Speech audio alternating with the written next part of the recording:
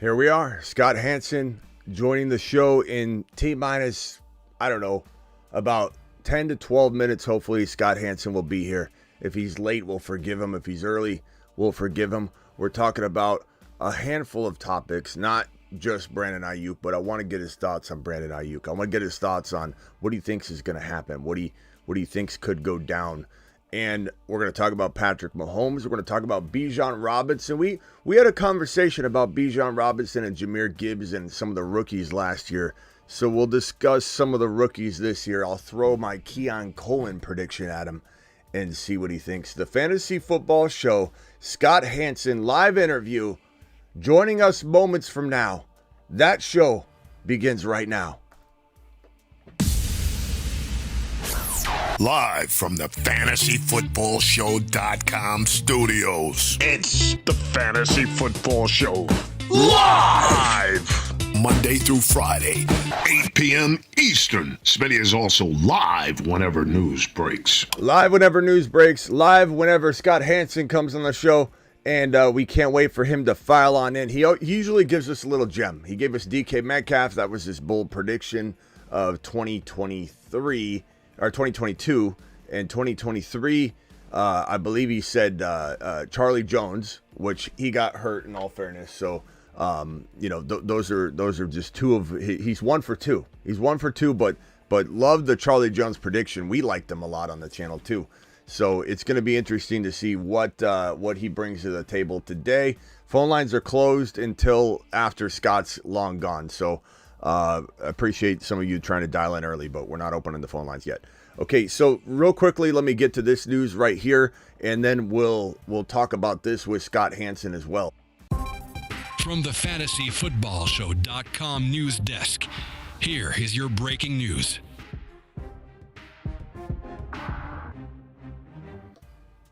This coming from NFL Network, where this man works, so we'll ask him about this exact post by NFL Network. But Good Morning Football posting that there have been several times, this is coming from Ian Rappaport, who did an interview on Good Morning Football. He said there have been several times that he's been ready to hit the send on a post involving contract extension, a trade, and in the end he was never able to send it, meaning he was literally on the verge of a trade announcement with Aiyuk. He was literally on the verge of a contract extension. He was being fed information, and then things ended up changing, like CeeDee Lamb's new contract extension. CeeDee Lamb getting this big, fat, huge, massive extension, in my opinion, is going to put a wrinkle in the plans of getting Brandon Aiyuk signed by the 49ers here in the next couple of days. And now Aiyuk is very much at risk of not playing week 1. Now, if he's signed in the next handful of days, I very much think he would play.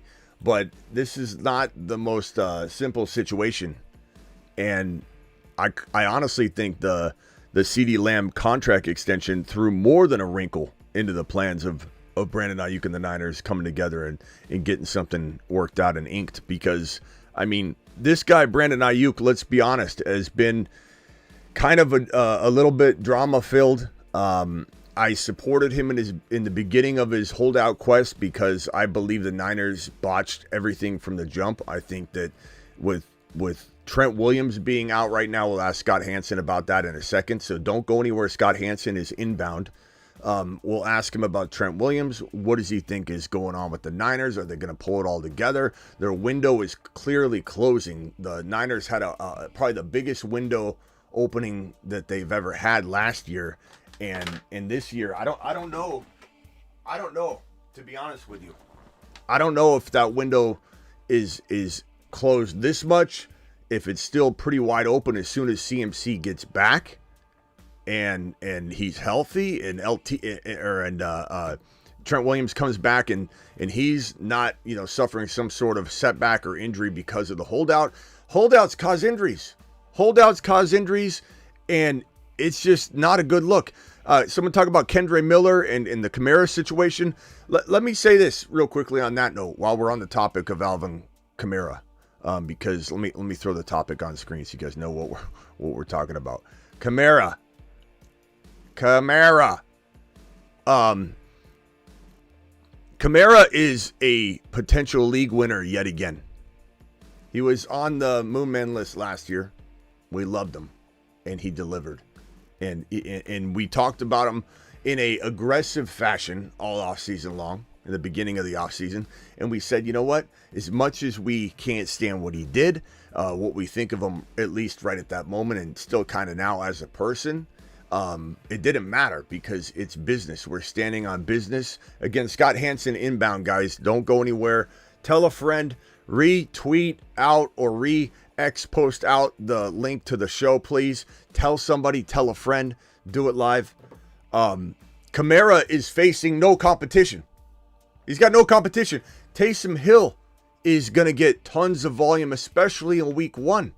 So if you're in dire need and Taysom Hill's out there, you might want to take a gander and see how he fits into your team build and your roster requirements and your roster eligibility requirements in your league, because he's a QB tight end in a lot of situations. He's a QB tight end, and that is a phenomenal thing to have on your roster, especially in Superflex. You got Taysom Hill, who's going to get maybe 7 carries, 5 carries, maybe 2 or 3 receptions, maybe a chance to throw 1 or 2 touchdowns, a chance not to get 1 or 2 necessarily, but a chance to throw 1 or 2, a couple wildcat formation plays. This is a guy that might get like 12, 10, 8 touches a game. We don't know. I'm not saying Taysom stays healthy or anything like that. I'm not saying he starts 17 games at this pace, but he might be a fantastic fill-in. But let me tell you this. I think that Kamara, because there's no competition, is one of the craftiest flex plays. And you don't necessarily need to draft him as a running back too. He's one of the most crafty running back threes and flex plays. Or if you go heavy wide receiver shopping, hero RB, heavy QB, heavy tight end, and you have this whole vacant hole at running back too, you could have a rotation of Kamara and potentially Zamir, or Kamara and Jaylen Warren and Benson, or you could even go a little bit more heavy hitting like Chase Brown, and a couple guys like that. Mostert and Jalen Wright together have been kind of a favorite running back 2 of mine that has nothing to do with Achane. And Achane's going to blow up and explode in 2024. Absolutely. Have a season, Achane. He will. Achane's going absolutely nuts. Achane. Achane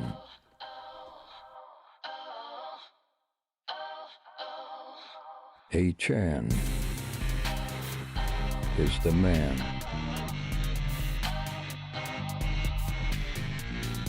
His haters call him small, but he is 9 feet tall.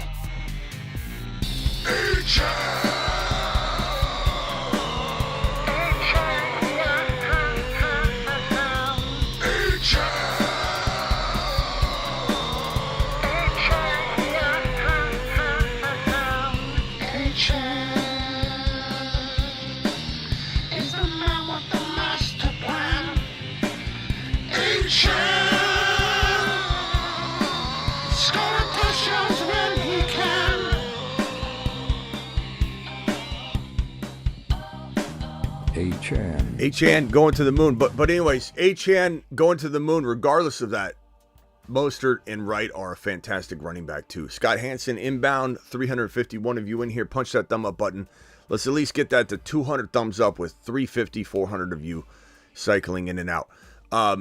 Let's go with the little Aiyuk conversation, Bijan conversation, Mahomes conversation, maybe JD5, let him know. I like talking rookies with Scott because he very much loves talking rookies, I think, by the sound of it when he comes on. I like talking sleepers, breakouts, but I think it's going to be fun to talk about the news and the things lingering in the NFL. And the biggest thing right now, even though we are tired of hearing about it, tired of talking about it, I think it'd be good to speak to somebody that works at NFL Network that might be dialed in a little bit differently than the average bear in terms of this situation. And I know a lot of you might be saying, stop, Smitty, enough with the Aiyuk, but I think even those people would agree with me that if we're going to talk about Aiyuk one more time, it's probably best to do it with the man that works at NFL Network. You know what I'm saying? Excuse me. I drafted right because Achane is not going to the moon. Sorry, Smitty. You don't have to apologize to me. You only have to apologize to yourself, Craig. You aren't letting me know anything. This isn't a, hey, Smitty, sorry to inform you, I got the Gray's Book Sports Almanac, and he's not going to the moon. Apologize to yourself, because you only have yourself to blame, and I'm taking away your Bijan card. Your Bijan card has been revoked. Sorry, Smitty, Achan's not. Just letting you know, Achan, who was absolutely magnificent, one of the best running backs in the National Football League, best yards per carry running back in NFL history, a guy that was running back 1, 5, 4, 3, 8, and barely played and was 11 touchdowns in, best yards per carry running back in the history of the NFL, top 5 running back 40% of his games, top 10 running back 50, and they barely used him in the beginning. They barely used him in the beginning. He's gained 10 pounds. Looks like he's been eating spinach. There's no spinach left in the nation. All the spinach trucks have been going missing, getting picked up by this guy. Go try and find spinach at your local store. I don't think you'll find it. That's because he's eating it. Sorry to inform you, Smitty, that I'm wrong. Hey, Smitty, I apologize for letting you know that I don't know anything about Achan. That's okay, bro. We got you. Let us take care of it. No need to apologize. Just, you're the one that's got to look yourself in the mirror. Hezo with the super chat. We got a couple super chats. Young says, top of the morning, Smitty. Let's go. Appreciate you dropping the $2 hauler, my boy. Hezo coming in strong. 10-team PPR. AR5, Bijan, Achan, Pacheco, Ford, Mostert, Cup, Metcalf, McLaurin. If any super chats are on the docket when Scott comes in, they're going to go on hold, but definitely, you can throw them in, and I'll take glances at them. I'll see if I can ask a question or two, but I can't guarantee that. So, any trade suggestions with this team? I like it a lot. I guess, because you got Mostert, where the hell's Wright? Where the hell's Wright? How do you have Mostert and Achan, but you don't have Wright? That would be almost a borderline take a lap moment, but love the team, Cup, Metcalf, McLaurin. I don't see much you can do here because I don't really want you trading anybody. Maybe Ford and McLaurin eventually for one bigger, stronger player. Dobbs, if he has a big week 1, he's kind of presumed to be maybe the number 1 there in Green Bay. And if he kind of proves he is, and I don't know that he will, but if he proves he is, you got some trade bait there. Ford will probably have a really good week 1, week 2. So trade Ford and maybe Dobbs or Ford and McLaurin. I like McLaurin a lot. Try not to trade McLaurin if you can for one bigger, stronger player. But that's it. I'd probably wait on it, bro. I'd probably wait on it. I like it. Good team. At least a 7.5 out of 10. And that's not a bad score for me. That's a really, that means you're like in the top 6 of all the teams without even looking at the rosters. And if I give you an 8, that means you're like top 3 or 4. And I can't say that yet because I don't see the teams. I don't have time to see the teams, but I can't see the teams. And if you make one more move, I can pretty much triple stamp or double stamp that you're in the top 3 or 4. So the 7.5 to 7.9 is a motivational score for you to go make one move, make one waiver wire move. Doesn't have to be a trade move. And honestly, it doesn't even need to be any move at all. It could be your bench just ends up balling. Coleman becomes a top 10 wide receiver like we think he could be. Ferguson's a top 3 tight end. Something like that happens for your team. McLaurin's top 8 for wide receivers. Then all of a sudden, bro, your team's an 8.0 and you're in my mind without even looking. So yeah, Scott Hanson inbound. Can't guarantee he's here right on the dot, but the last 2 years he's been on the money. Like within the minute he dials in. This guy's a very organized man. So I anticipate him in inbound shortly. Hang tight. Appreciate everybody in the building right now. And we'll definitely attack some rookie content. I think Scott loves rookie content, and so do I. So it always is a good match when he comes in the building and we get to talk some rookies. So we'll do that. But again, I'm going to lead with the Aiyuk stuff just because I think Scott is probably the best person we've ever had on the show to discuss this topic. So I think if we were to just say, oh, we've had enough Aiyuk, it would be a missed opportunity when we're talking to somebody that's maybe dialed in more than anybody that we can at least get on the show right now. Jumpin' John, $10 hauler. I drafted Bijan, Kyron, and I had to choose between Achan and Josh Allen. In the third, I had to go with Allen because I was shocked he was still there. Good move. They're both good moves. I mean, I probably wouldn't have gone Josh Allen, to be honest. I would have gone Achan, and then you would have had a shot at let me guess, did Mahomes or Hurts fall? And if not, Stroud and Achan, AR5 and Achan might be a tad better. But then again, I don't know who you got in the 4th round. If you ended up getting somebody like Pacheco or whatever, then I'm going to like what you did, and it's going to be even Steven, at least, maybe a total wash at the end of the day. TM42 says, this is for Scott. What is his favorite QB sleeper? I'll try to remember to ask him that, TM. I can't guarantee I'll remember to get into this, but I will definitely ask him. My favorite sleeper QB, in case I forget to ask him or we run out of time, is going to be Bo Nix, if we're talking late. Taysom Hill, if we're talking weird. If we're getting weird. And then, of course, JD5. Appreciate you. $5 holler, 10-man Stafford, Cup, Lamb, Devontae. Like the team, bro. Looking good. Thoughts? Barkley. I'm getting rid of Mixon. I like Cup, Lamb, Devontae Smith. Mixon and Stafford. Let's see. Who would you... Yeah, you have... you don't have another running... You have to go after a running back. So Mixon and I mean, damn, your bench, you got Neighbors, bro. You kind of overstocked. What if you trade Mixon? Oh, you can trade for Najee's your other running back, but I don't know if he's going to be serviceable all year. What about Neighbors and Mixon for a monster? A monster like Kyron or Achan, baby.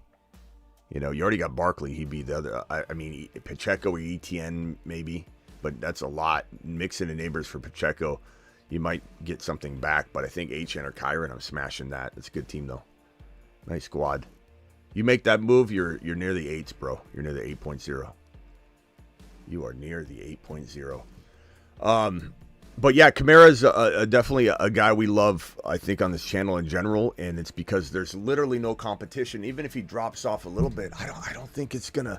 I think his pure volume is gonna walk him into high-end running back 2 value, and we're not even paying close to running back 2 value. Scott Hansen, inbound, don't go anywhere. 459 of you in here, 129 thumbs up. Any new subscribers out there, subscribe if you can. Do it live. Let me put this up here. Subscribe if you can. Ask Scott about his favorite wide receiver for the Bills. I'll try to remember that as well, Rockout. I can't guarantee I'll be able to use any of the super chats. It just depends on how much time we have. He might only be able to stay for like 20 to 30 minutes. He's a busy guy, especially this time of year. Like, we normally get him on the show like in early August. We're talking about August 27th, so we'll be lucky if he doesn't cancel last minute. He's never done that. He's such a timely guy. Like, we're at 10:30 exactly. He should be dialing in here any second. So get ready. Love Pacheco. James, Pacheco's a straight up monster. Love Pacheco.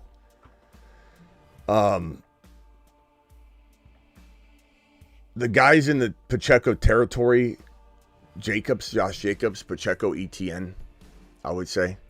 Those are the players that, if you're trying to look for a Pacheco alternative, Taysom Hill is what, a tight end?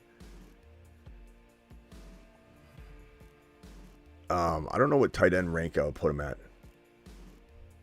C-Max says, commercial-free football begins now. I thought about having Scott say that. 20 minutes of commercial-free interview with Scott Hansen begins now. Well, hopefully he'll stay at least 30, but I have a feeling he's here between 20 and 30 minutes, and then he's got to get out of here. So this is the first topic at hand. It's going to be the Brandon Aiyuk situation. C-Mac, I don't know if you want to add your 2 cents right now while we're waiting for Scott Hansen, but Ian Rappaport said today that nobody knows what's going on. He referenced a lot of the Mickey Mouse tweets and randoms out there trying to pretend they have some sort of lead on this information, and they don't. No one has it. And Ian Rappaport confirmed, nobody knows anything. Nobody knows anything. Where wins turns to losses and L's to wins, says Daniel. Daniel, appreciate you, bro. Appreciate you a lot. Chiefs undrafted free agent. Let me get to the news. There's so much news today, but a lot of it's minor. Carson Steele has made the 53-man roster. Carson Steele is interesting. Like, he's one of those guys that, if anybody doesn't know who he is, he's one of the backup running backs in KC. He's number 42, I believe. This guy is crazy. He reminds me of like a mini Mike Allstott, and he's got that vibe, and He breaks tackles. He's a tackle breaking machine. It'll be interesting if something happens to Pacheco and they're looking at the RB2 and they're like Clyde and then Prince can't stay healthy or something. I mean, guys, there's a world where Carson Steele starts a couple games this year. Would not be shocked if there's a scenario where Carson Steele is one of our waiver wire talked about guys. You never know. It could 100% happen. It could 100% be the situation, and just get ready for a wild. It might be a couple minutes after 1:30. Oh, here he is, right here.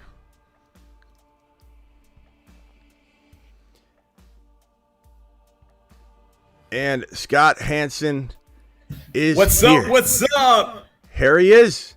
Hey, Scott, I don't mean to hit you right away. I don't know if you can see the screen and everything, but the topics are going to be right here, and I'm gonna. There's a lot going on the screen here. Yeah. Can you see this man right here, Brandon Aiyuk? Oh, okay, Aiyuk. Okay. Yeah. Okay. So first of all, how are you? I'm doing well, man. I'm glad we can make this happen. I know you had to be patient and whatnot, and yes, by the way, I'm vain enough that I'm fixing my hair on the screen with you right now. No, that's fine. You're at work. Good. We can tell. It was a good off season. I did the Olympics. You may or may not have seen that. Yeah. I did the gold zone for the Olympics, and now it's full football mode, and can't wait to rock and roll. Yeah, we love having you on. You dropped a DK Metcalf prediction in 2022, which was really, really solid. People remember that. You only do that, and I haven't topped that yet. No, Charlie Jones last year was but that was like a deep one. We won't hold that against you at all. That was he got hurt. Deep. I got one for you that. Yeah, I'll explain it to you. But yeah, my nephew gave me this one, and I think I might agree with it. Let's have you close out the show with your bold prediction. So real quickly, I just wanted to talk about this topic right here because you're probably the most dialed in person we've had on the show that could maybe give us some insight. And Ian Rappaport from NFL Network said this on Good Morning Football. There have been several times I've been ready to hit the send on a post involving a contract extension, a trade, and in the end, I was never able to hit send. He then went on to say nobody knows anything, which I think is the truth. Like there are a lot of, I call them Mickey Mouse Twitter accounts out there that are trying to throw mud at the wall, make a name for themselves. It happens all the time. I know you don't have anything on this specifically, or maybe you do, but what do you think ends up happening here? Does the CeeDee Lamb contract, even though we know Aiyuk's not sniffing CeeDee's money, it all is relative. It all is like a spider web. Just pulls one contract up. The guarantee money increases a little bit for every wide receiver when somebody gets $100 million guaranteed, especially when two wide receivers now have $100 million guaranteed, or multiple wide receivers. So tell me what you think ends up happening here, and did the CeeDee Lamb contract extension affect this situation, in your opinion? Yeah, I don't think it helped the situation. Let me put it that way, because the market is going up, and Brandon Aiyuk is going to want to be paid along those lines. I don't think the Niners. I agree that nobody knows nothing. And here's why. Human nature is to wait and to do something that might be a little painful until the last possible second. And it might be painful for all parties involved. The Niners don't want to spend the money to sign him to a long-term contract. They might have to get him on the field, and that might be painful for them. Aiyuk might not get $35 million a year like he probably wants. Number one wide receiver money, top number one wide receiver money. That might be painful for him to take a little bit less than that. It might be painful for the 49ers to have to agree to a trade. And it might be a little painful for Aiyuk to get traded to somewhere else, and maybe that franchise doesn't give him. So there is potential pressure points or pain for all parties involved. And human nature is don't do anything painful until you absolutely have to. And we are not at the beginning of the regular season yet. And quite frankly, this could go a week or two into the regular season. Last year at this time, one of the greatest players at his position, Chris Jones, was holding out, the defensive lineman for the Kansas City Chiefs. He didn't play in week one, didn't play in the season kickoff game. and there was bad blood and these type of things, and I'm sure there were some tweets loaded up that were, strongly worded or memes or whatever. They got to a painful point. Chiefs lost that first game. Jones would have probably made a difference in that game, and lo and behold, when it got down to it, they got something done. This whole CeeDee Lamb thing sounded like it was, oh man, Jerry is really standing firm here, and CD is putting out cryptic images on social media and stuff. They got it done, and I bet you they're hugging today. The two of them. So people do not do something that involves a little bit of pain until the last possible minute, and I think John Lynch and the Niners and Brandon Aiyuk, they're not going to figure it out until probably the week of week one, and it might take them longer than that.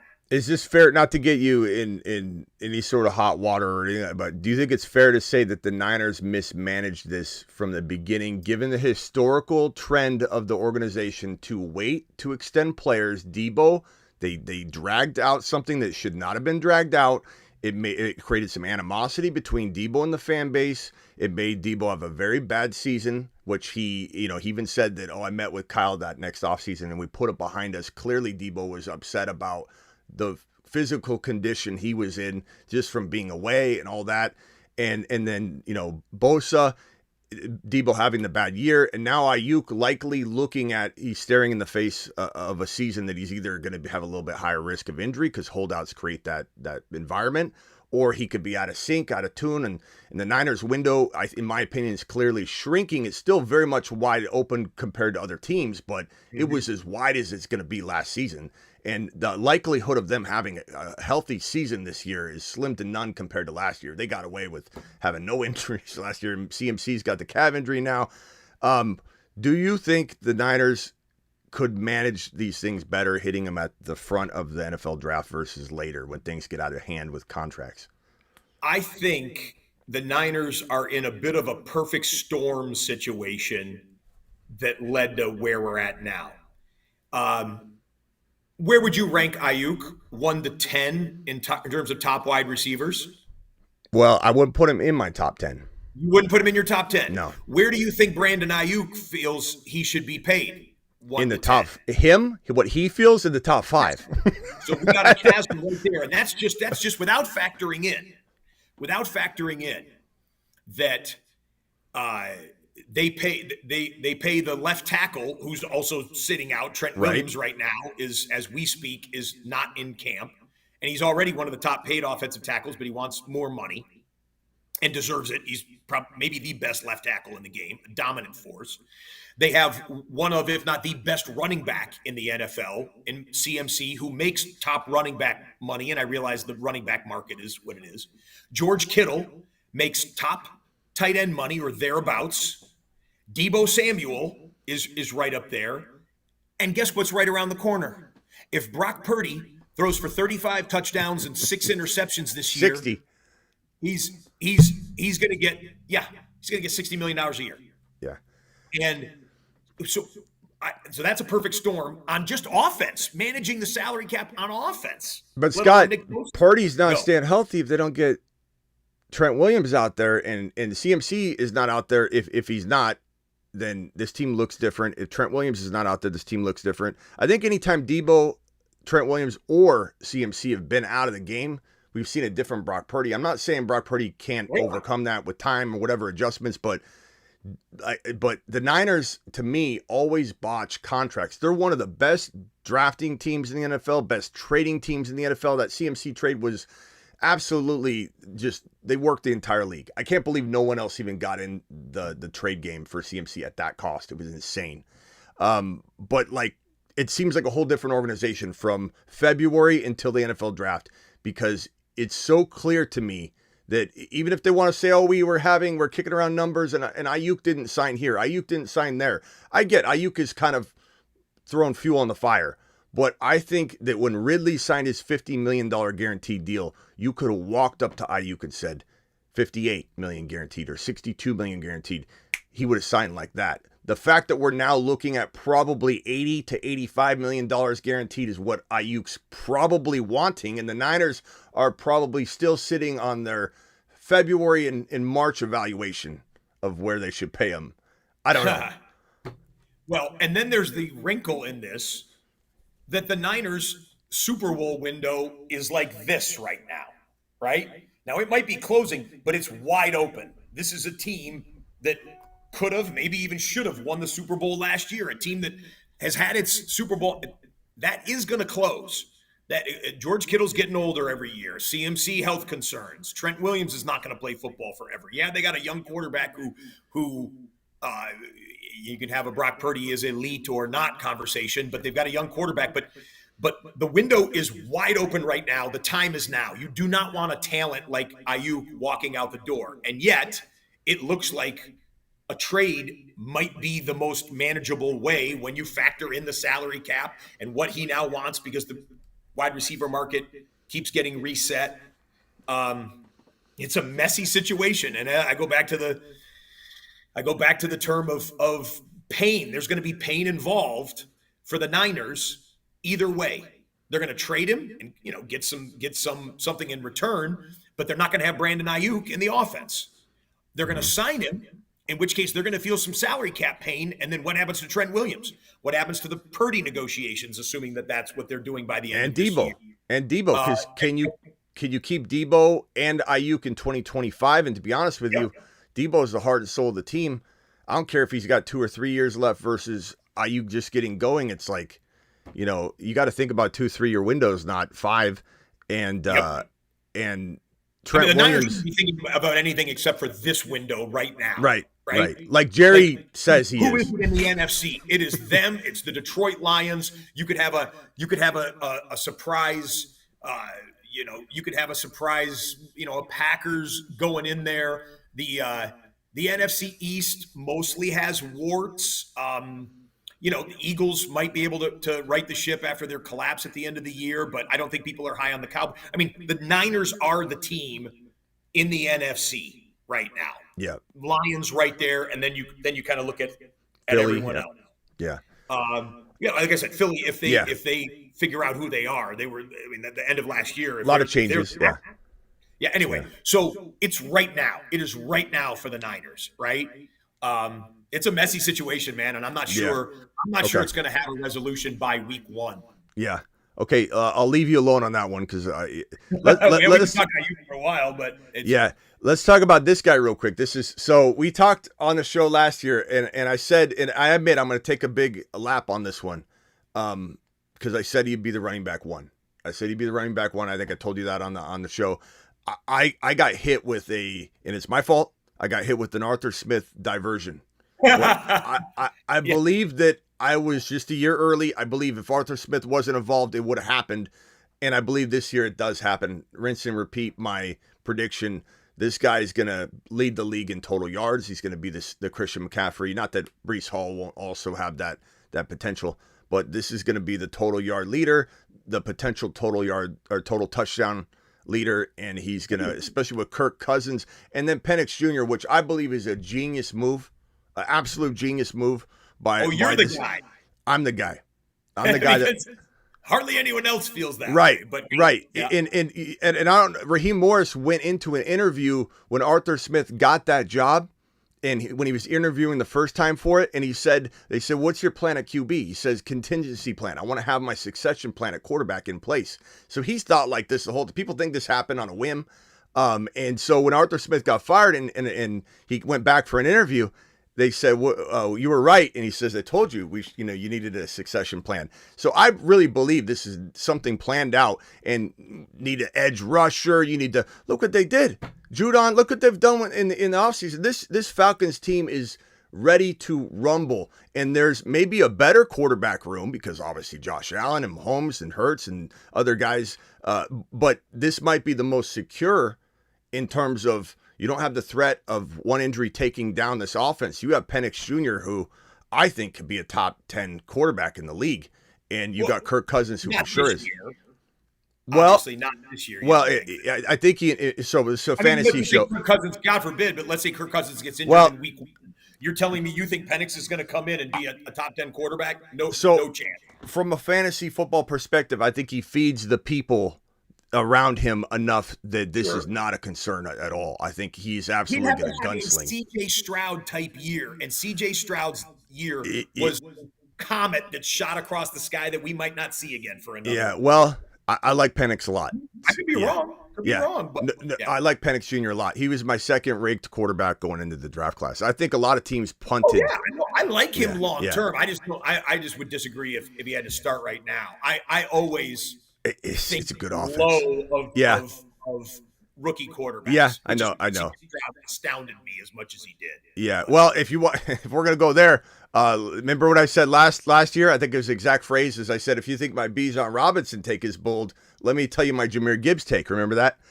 No. You nailed it. And I was big on Montgomery last year, and we were both right, quite frankly. Yeah, we were. But if let me tell you about this one, JD5. This guy to me is going to be better than Lamar Jackson on every level. I'm not saying it happens in year one necessarily, but this is a gunslinger. He's not just a gadget quarterback. He's already better, more accurate, and I think a better thrower than Lamar Jackson. Now, is he going to make mistakes? Is he got to learn to read defenses? Yeah, there's a lot of things he's going to have to weather through, but he's pinpoint accurate. This guy he was a 40 touchdown passing quarterback, 10 touchdowns rushing, 50 total. He had 35 touchdowns from the pocket last year out of the 40. And so he gets the closest approximation you can have to the NFL facing SEC defenses. Yeah. SEC defenses are not NFL defenses. Don't hear me wrong, audience. I'm just saying the closest approximation you can have. If you go bonkers statistically in the SEC, that's notable. He had a lot of NFL talent around him too, but yeah. What do you think he does as a rookie? Yeah, that's the thing. Terry McLaurin, and then what? You know what I'm saying? The Jahan Dotson move last week, or was it a few days ago, or last week? Yeah. That was a little bit of a surprise to me.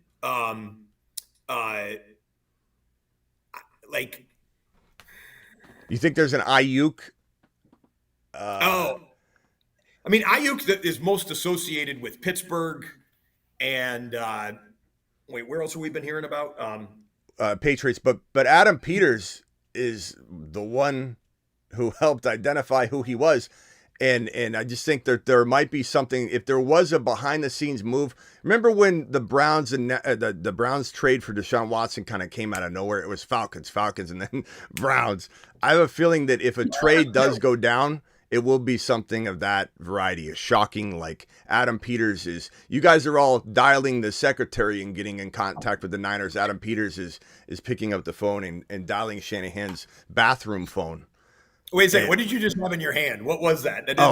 It's my YouTube TV remote, so I can watch. I was like, that wasn't a cell phone. So I can watch NFL Red Zone on YouTube TV. That's why but I use this as my phone prop all the time. Okay. Look at. I love Daniels. I think the skill set is there. He's obviously there's no competition there. He is the guy, and he's going to be the guy from week one. Dual threat is his game, which means you're going to be exposed to hits. And we've already had the discussion of when discretion is the better part of valor. In Dan Quinn telling him you got to get down, you got to get out of bounds. I don't need that extra 3 yards. I mean, unless it's 4th and 10, and you're going out of bounds at the 8-yard mark, you got to get that 2 yards. But they're going to have to calm him down a little bit because he was the last time he played football, he was the best talent on the field in every college game that he played, and he would try and make those extra splash plays, and he's playing the most important position. I can't wait to see it. I just would hope. My hope for rookie quarterbacks is this. When you're a rookie first-round draft pick and you're named the starter, since week one or early in the season, let's just – at the end of the year, I don't even care about wins and losses for the NFL team as much.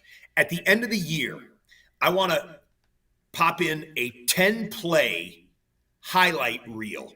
I want to see 10 plays from you that any fan anywhere could go, that's it. That's why he was a top 5 pick right there. You might see him in week one, Scott. Hey, and where would I see them if I was watching? On NFL Red Zone, which is the most phenomenal way. Look, I'm not even joking. Like, this is the only way I watch. You know, I admit now I have you in a quad box of my own, though. And I have the audio on you. I have the audio on you, but I have 3 other games with you. I love that feature. I love it. You can now customize your quad box, which you could never do before. I know. I could have 4 Scotts, maybe. Just made that. They made that adjustment, and no, first of all, I appreciate it, getting a spot in the quad and the audio spot. That's very nice. And we got 625 live viewers right now, 625. Yeah. So let's pump up those YouTube TV Red Zone package purchases right now. Okay, guys, so hit that.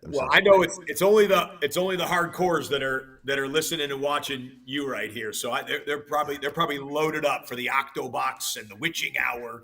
Yeah. No matter which television device they or television provider. Can we get a 17 straight weeks of commercial-free fantasy football begin now from you? I was going to correct you and say 18 straight weeks, but then when you threw fantasy in there, I mean, it's Can we get one of those at the end? I'll do one right now. Hey, Smitty, it's your boy Scott Hansen from NFL Red Zone, and 17 weeks of commercial-free fantasy football start now. Let's go, mashed potatoes! Yeah, buddy. Wow. I've never seen you wide shot there, my dude. That's impressive. Yeah, this is a poster with Roselle on it and Bill Parcells behind me. Yeah, it's not my office, but you got to hook up there. Yeah, this is where it's done. Scott, how much time you got left? 5 minutes, 4 minutes, 0 minutes? You tell me. They're telling me 3 minutes. 3 minutes. Okay. So before I get your bold take, and then I'm going to give you a special send off. Here's my bold take, and then I'm leaving you 2 minutes. Lay it on me. Keon Coleman. I mean, who else? It's got to be, right? Next Tank Dell. Next Puka Nacua. Now I know sometimes you hear me say things and you're like, what? But my job is to try and get ahead of the curve. It's a lonely road. I got to crawl up to the edge of the corner, try and look ahead, and sometimes I miss, sometimes I hit. I wouldn't have 600 people in here if I missed all the time. But it is going to sound crazy to you, some of the things I say, because you're very much living the now moment. You're calling plays for the now. You're talking about the now. You're talking about the now record. So I know when you come in here, it gets a little disoriented. But this guy is going to be a top 12 wide receiver of the future. And he's a rising star. The touchdown grabs he's making, the throwing his feet to the fire, the way he's going to learn from the best. He's going to become the Diggs of this offense. I think second most vacated targets in the NFL in Buffalo, force fed, and he's amazing. His body control. Josh Allen texted him the Friday before the draft and said, I want to play with you, which was wild because you can't predict that they would have been able to get him. So anyway, what do you think of that? And then give me yours. Height, weight, speed, body control, hands. What's the term we would use for battling for the football? He's elite at that. I saw that going back to he started at Michigan State. Yeah, and I saw that back in the Michigan State days. You could see that the Spartans' offense was chuck it up and let him make a play. I like that. I like that now. And that one, I would agree with you more, is a here and now pick versus, Daniels or Penix here in 2024. I like it. I like it. And Scott's bold prediction, drum roll. Okay. I got maybe 2 bold predictions. One is an NFL bold prediction. It's not necessarily a fantasy. You can use this information. Bold prediction number 1 would be there will be double-digit kickoff returns for touchdowns in this NFL season. Just the dynamic kickoff rule, I think people are going to misplay it maybe early in the season, and I think there's some that are going to pop. I think this is like kicking into cover 0, where it's everybody's up, and you get past that first line, and you're in the clear. But that's, oh, look at you. Speedy graphics. Okay. Double-digit kickoff returns. There's usually only 3, 4, 5 in an entire NFL season. I think they'll be double-digit this year. But that's not fantasy related much. That's right. My fantasy one would be this. My nephew, Tyler Hanson, Shout out to him. Tyler. A freshman at Boston College. Find him on campus, ladies. Tyler. Tyler's become a bit of a fantasy football savant, and he says his ride or die this year, and this is not a sleeper, but just that he will outperform his ADP. Isaiah Pacheco. He's all in on Pacheco. He's one of these guys. My nephew's one of these guys that does a dozen leagues or whatever. He's trying to buy Pacheco no matter where. He doesn't think that CEH is gonna leach. CEH has had his health issues, and CEH was given the keys to the car and couldn't quite deliver when he was a first round pick back in the day. Beyond that, they've got the fullback kid that just flashed a couple weeks ago in a preseason game, but that Pacheco is going to get the goal line carries. Absolutely. The worry would be that Andy Reid and Mahomes are so creative at the goal line that they come up with, shovel pass TDs and behind, this, that, and the other thing, and the exotics at the goal line. But Pacheco runs angry at the ground, and he's probably going in the second, maybe even third round of your drafts. He could be a first-round pick next year. 12 plus TDs easy. And Mahomes, 40 plus passing touchdowns with ease. Worthy, Rice, Hollywood, Kelsey, Pacheco. It's going to be Mahomes' revenge tour. Number one overall fantasy score this year, I believe. And he's a big part. He's a big part. Eventually, some NFL team is going to three-peat. Eventually, it's going to happen. It could be the year. It could be the year. Scott, we appreciate you. And on that note, I'm going to send you off in tremendous fashion here. So hang tight here. This is for Scott Hanson. Let me see if I can even get this camera shot. Hold on. Okay, here we go. No, that's not going to work. Hold on. It's this one right here. All right, Scott, here we go. Lay it on me.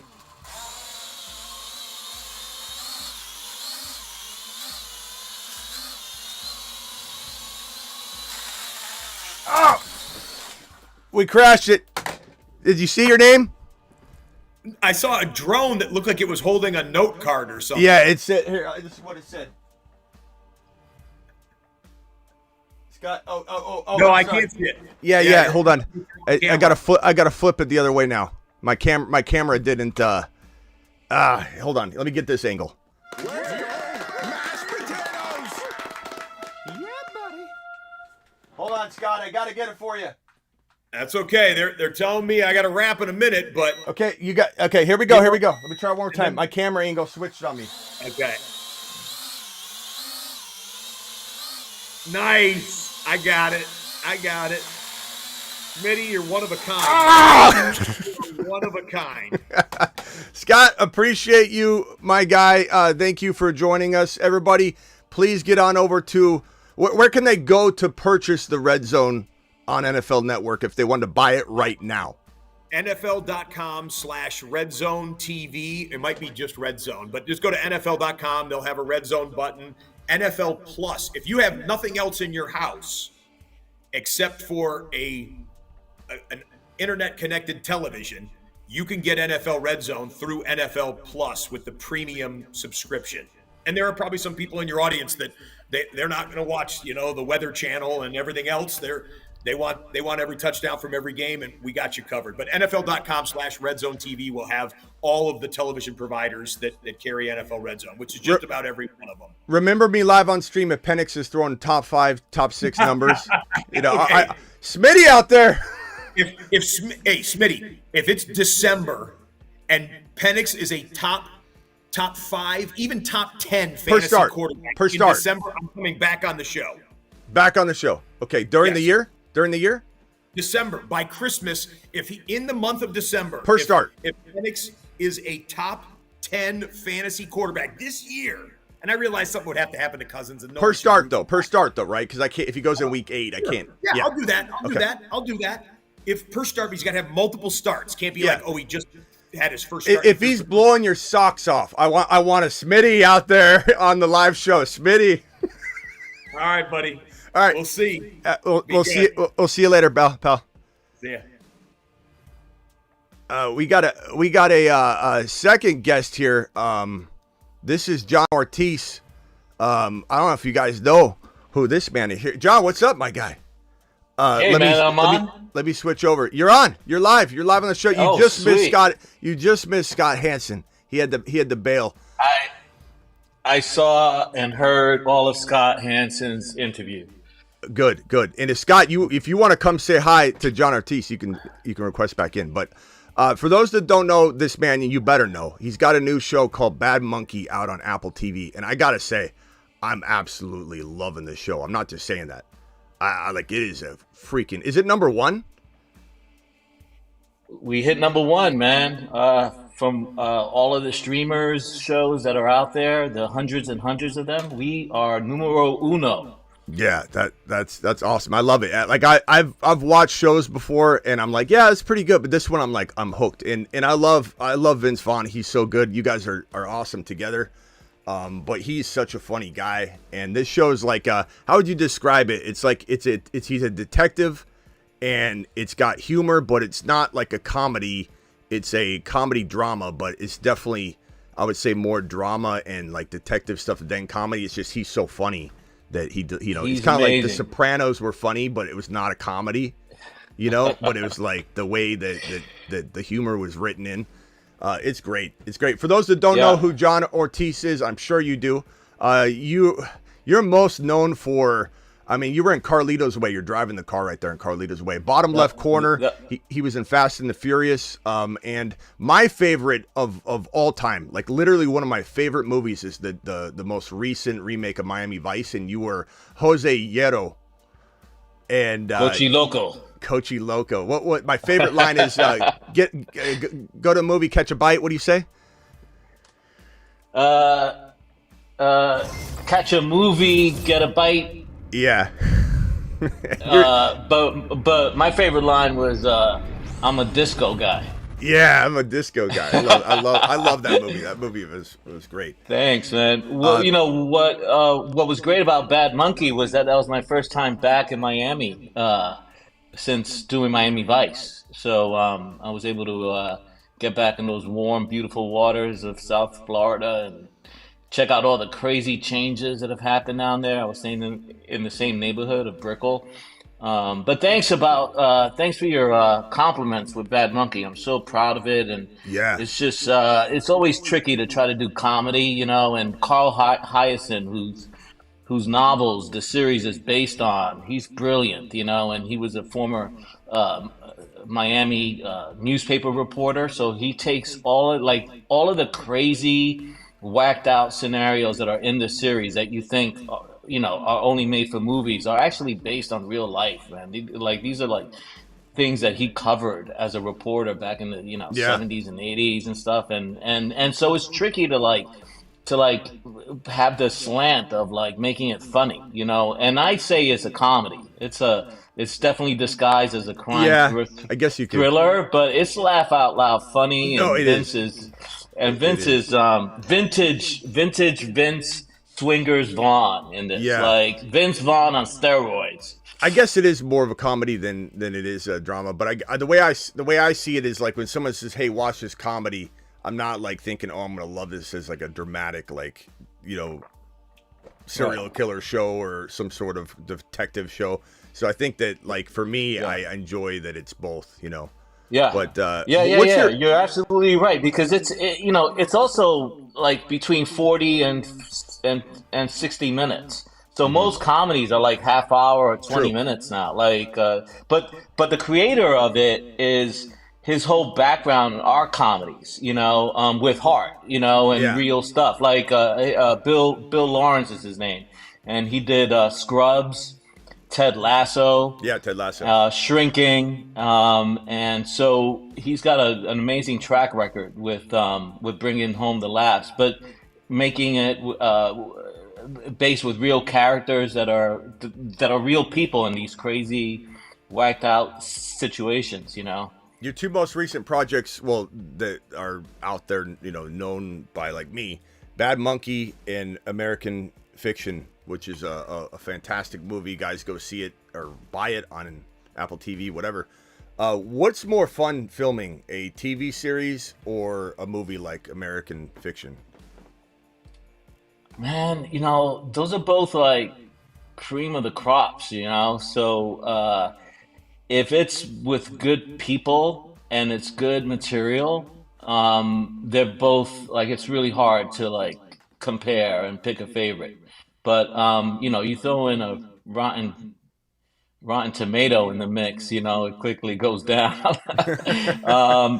But so you know, I've been really lucky, you know, with those two, like in particular. Like the American Fiction was like we hit the holy grail of the trifecta. You know, we had the critics loved it.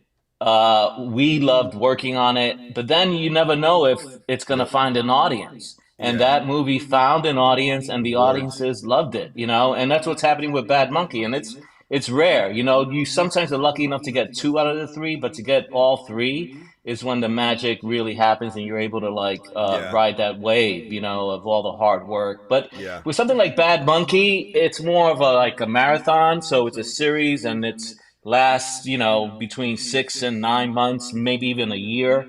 So you're in it, you know, and it's kind of like a slow build, you know, where like a film like American Fiction, I shot that movie in 2 days. Woo. So it's a, you know, Wow. it's a real sprint. So you got to go in there and make sure the mistakes were made in your bedroom the night before, you Yeah. know. But when you show up on set, you gotta show up ready, you know. And there aren't a lot of takes, and it was a relatively small budget, so you know you get 4 or 5 takes, you know. So you gotta be ready. You gotta come armed. You know, it's like Sunday football Sunday, you know, you got Yeah. to go I in and trust that the work has been done and go for it. I compare, and you tell me if I'm wrong on this. I compare, I think, acting to the NFL sometimes in that you don't know what the movie sometimes is even going to look like because you're filming in different sequences, and you go to an NFL player and they don't know what quarterbacks are actually that good a fit for them, what teams. You got Devontae Adams thinking he wants to go to the Raiders, you know, and he has no clue. Yeah. Antonio Brown got traded to the Buffalo Bills and it's like, no, I'm not going. And so they cancel the trade and he goes to the Raiders instead.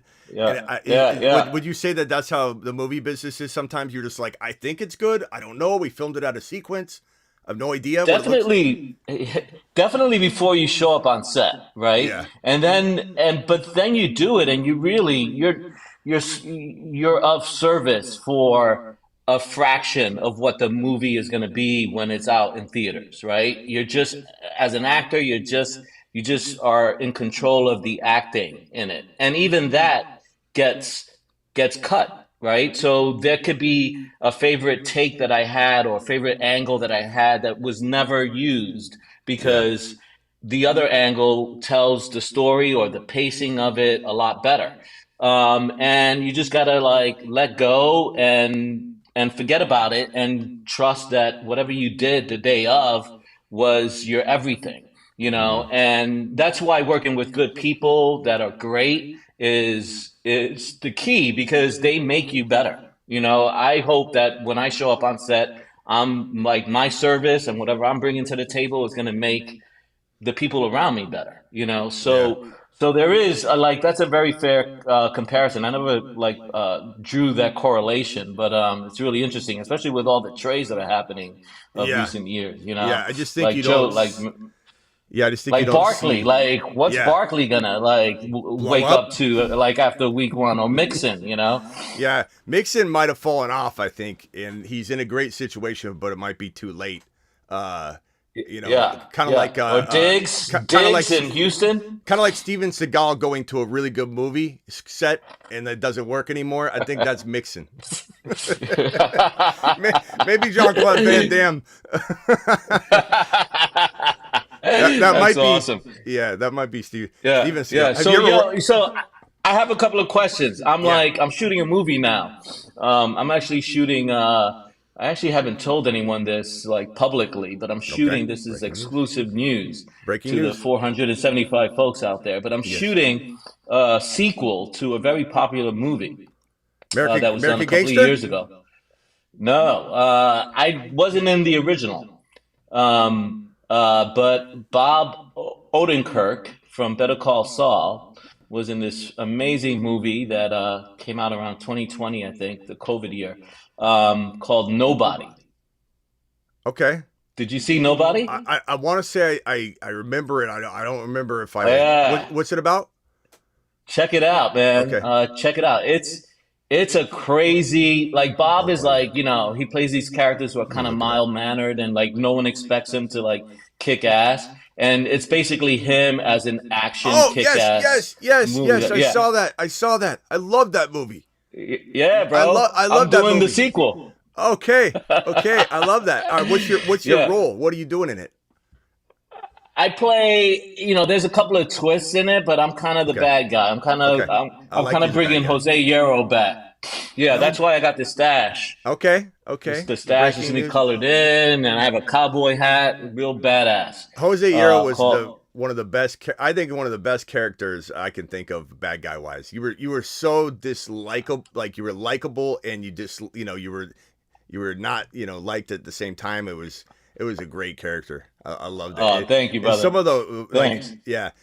Before John and I became friends, I loved that movie, and I remember when we first talked, I was like, he was asking for fantasy advice. I'm like, I love you in the movie Miami Vice. That's one of my favorite movies. And I'm not saying it's a bad movie at all. I don't mean it this way, but it's not like one of those movies where it's like everyone's like, oh, yeah, that's my favorite movie ever. It's like one of those cult like classics to me that I put on like once or twice a year. I absolutely love that movie. It was a good that movie. was awesome. That was like a great introduction. I'm like, oh wow, thank God he knows who I am. Like, I can ask him. Nobody. That was a cool movie. That was a really cool movie. Man. Yeah. And this one's shaping out to be a lot of fun. It's really cool. They got the whole original cast back, and and me and a couple of other juicy That's great. surprises. But I bring it up because I'm behind with my prep in fantasy, and I got my drafts coming up. So I have a couple of questions for you. Hit me with it. Let's hit topic by topic. Okay. So if you had at number 3 a choice between CD and I know you love this guy and Bijan, who'd you go for to start your team? Yeah. So this is a complicated question, and I'm actually gonna create a video on this exact topic here in the next 12 to 24 hours, hopefully. But really, it comes down to you and knowing your league. And if you believe you can get, let's say, a Kyron or an Achan or a Barkley or someone like that in the second round with your pick, you got to look at it. Then going wide receiver could leave you with the most flexibility and balance and the better team. However, I will say it's almost impossible to mess up Bijan and wide receiver because you have at least a Cooper Kupp or a London or somebody that's going to fall that I find to be a really underrated wide receiver one. And you're going to, or Debo even, potentially. Whereas if it goes running back heavy and you go CeeDee Lamb, are you forcing something like Walker, who I like, but that's just too early? A Pacheco, who I love, but is a tad early? Only you can answer that, but I would ask you, I could answer the question if you tell me what you think the league's going to do. Like, is it running back heavy? Are they going to fly off the board? Is this old school? I think they're gonna they've been traditionally running back heavy, but I think they're gonna listen to the trends and go a lot more receivers in the first round, if that answers your question. And yeah, what pick is it? 3? It's 3 out of 10 or 12? Yeah, and 12. And CD might go, and then I'll be faced with the decision of either Tyreek or a Bijan. But I'm thinking I want CD more than Tyreek. Yeah, now that he's back, I feel pretty comfortable. I think he's such a specimen. I don't know, like Jamar Chase worries me more with injury than CD with the holdout, even though Chase is back too. He's got injury history. Lamb just feels like he's not as big of a risk. I would say PPR, full PPR, or half PPR? It's actually a standard in this one. Yeah. Then Bijan. I'm in 2 other leagues, but I'm going to say Bijan then. I'm going to say Bijan then. If it's non-PPR, and even that, you know what that tells me? I don't think those guys are going to listen to the trends. I think if it's non-PPR, this is a bunch of old school drafters that would draft in person Yeah. So old school. They don't even want Old to change the school. PPR. This is running back heavy. Bijan. Okay. And I think you're going to be very pleased with the wide receivers that fall to you. And in this scenario, I'm not scared of. I don't know if you've seen this graphic before or this animation. This is called the tripod. Let me play it for you. The tripod, likened to pyramids in ancient Egypt, consists of drafting one of Allen, Mahomes, or Hurts to go with one of these round one running backs and one of these running backs in round two. The tripod. So what that is? Oh, wrong one. What that is basically me telling you that I believe your league is going to absolutely miss the boat on wide receiver. You're getting a Tank Dell and probably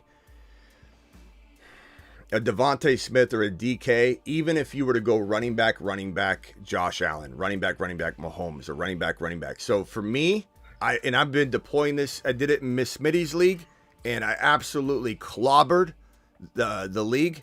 I went Bijan, Kyron, Achan, Jalen Hurts, and then I took Devontae Smith and Tank Dell. And I know that's a lighter wide receiver room, but for a reason. It's by design. Because I'm and then I got Rashee Rice. I mean, I feel like I'm. Oh yeah, I actually like him a lot. I really like that tripod thing, man. That's cool. Yeah. Do you have any similar hesitations about Tyreek as I do? He's older, so a little bit, but I think the fact that he's the only one that wasn't really holding out. I know he had the wrist injury, or the thumb injury, but that was reportedly small, and he was just wearing a protective, brace. Yeah. And I think he played with it no matter what. I kind of lean toward Hill and Lamb being tied now, but Hill, if Lamb was still in holdout mode, my number one wide receiver would be Hill by far. Really? So Lamb being back I'm jumping back on pretty quick, even though there's some injury risk, and there is. There's definitely holdouts are not necessarily, a lock to get hurt, but it definitely puts your body in a soft tissue vulnerability type of situation. So I don't know. I guess I would probably go Hill for one more year if push came to shove, And I think Dak gets a contract here next, but there's still that whole. Jerry doesn't know what he's doing. He's absolutely off his rocker. So, but Dak's out there at least. So I don't think I don't know. I have such an age bias, man, with anyone who's close to 30. Right. Definitely like over 30. I just stay away. Yeah. But think they're Well, they're then gonna go get hurt Lamb. or something. Then go Lamb because they're so close. Why go against your gut when it's literally like I'm neck and neck on it? So I would go Lamb. Yeah. But I would very strongly in your non-PPR buddy league consider going running back, wide receiver, or maybe even running back. And if you don't want to go running back, quarterback, tripod, you could still get a Debo or a DK or somebody as your wide receiver one, and you can have Kyron and Bijan or Achan and Bijan or whatever. And to me, that's going to be a huge advantage. And you're also going against traffic. You're going running back. And when you consume that, you're going to see a lot of people panicking in round 3, grabbing every single Rashad White they can find. And you're going to see the wide receiver that are available when you're on the clock and you take your second pick. The wide receivers that go off the board from that pick to your third pick are going to be like 2 or 3. And you're going to be like, maybe goes that way. I can't guarantee it. But then you're like, wow, I see most of the same guys still there. And you're like, I'm glad I waited.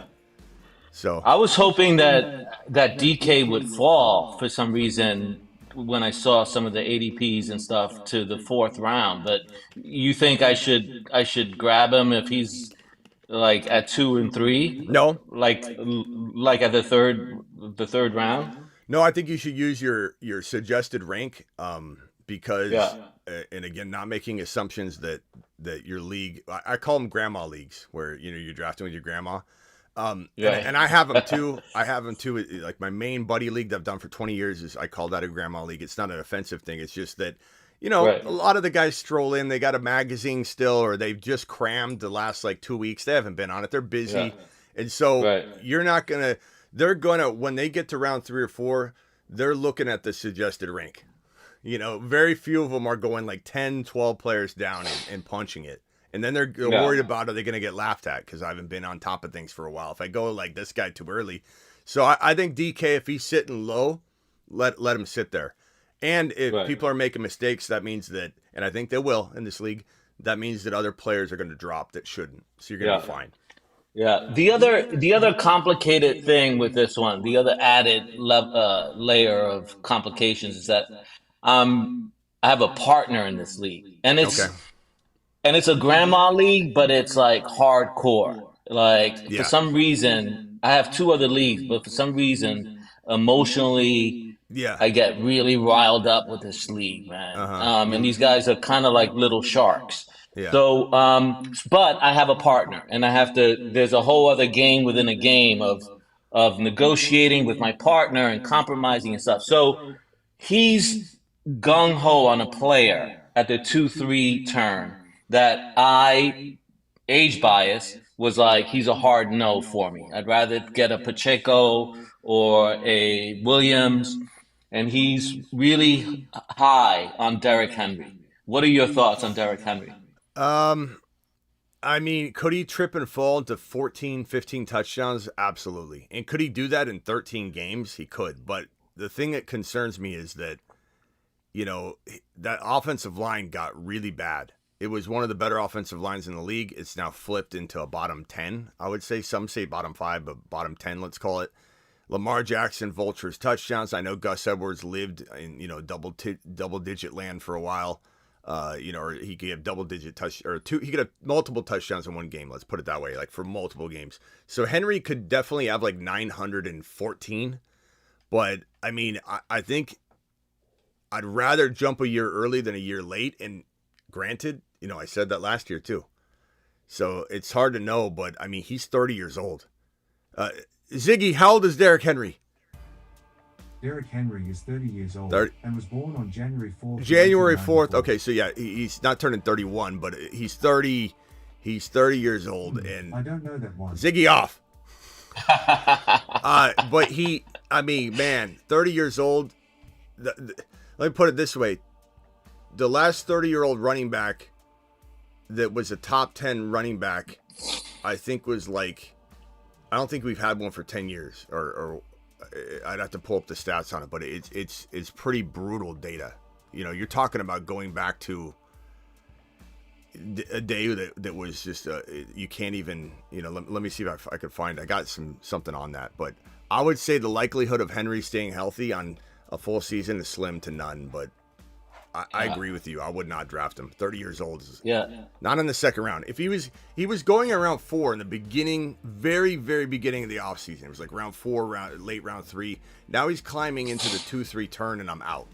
Doesn't mean he can't do it, but I'm out. And Kyron Williams, if you look at these stats right here, I don't know if you can show this to him. But, I mean, Kyron Williams, look at the up here. I don't know if you can see running back 9, 2, 4, 3, 1, 9, 5, 1. Top 10 running back 8 times 60%, 67% of his games. Top 5 running back 6 times 50% of his games. 15 touchdowns in 12 games. He has just as much touchdown capability, if not more, than Derrick Henry. And he's got the number 1 offensive line in football. What I would tell him is I want a player that plays with a good offensive line, that plays on a good team. I'm not saying the Ravens can't be a good team this year, but I don't know. I'm gonna say hard pass. A second round guy. No, thank you. I needed that backup ammunition. I appreciate it. All right, last question. This is general and probably annoying to you, but do you have any of my favorite type of research is the flyers that I take, towards the end or even like 10th round or later. Do you have any juicy names that I could put in my back pocket? Thanks, Ron. 10th round or later? No, this is a good question. I don't hate this at all. Wow. Okay, 10th round or later. Let me pull up a draft board and grab some names. So 10th round would be, Chase Brown would be borderline 10th round, and I think he could be an absolute star. He's running with the ones. He seems like the starter. In best ball, he's going in round 9, 10, so that's a little you're gonna have a little bit of a drop for RB, so maybe he goes a little higher, but I wanted to start there. I didn't want to pass him up.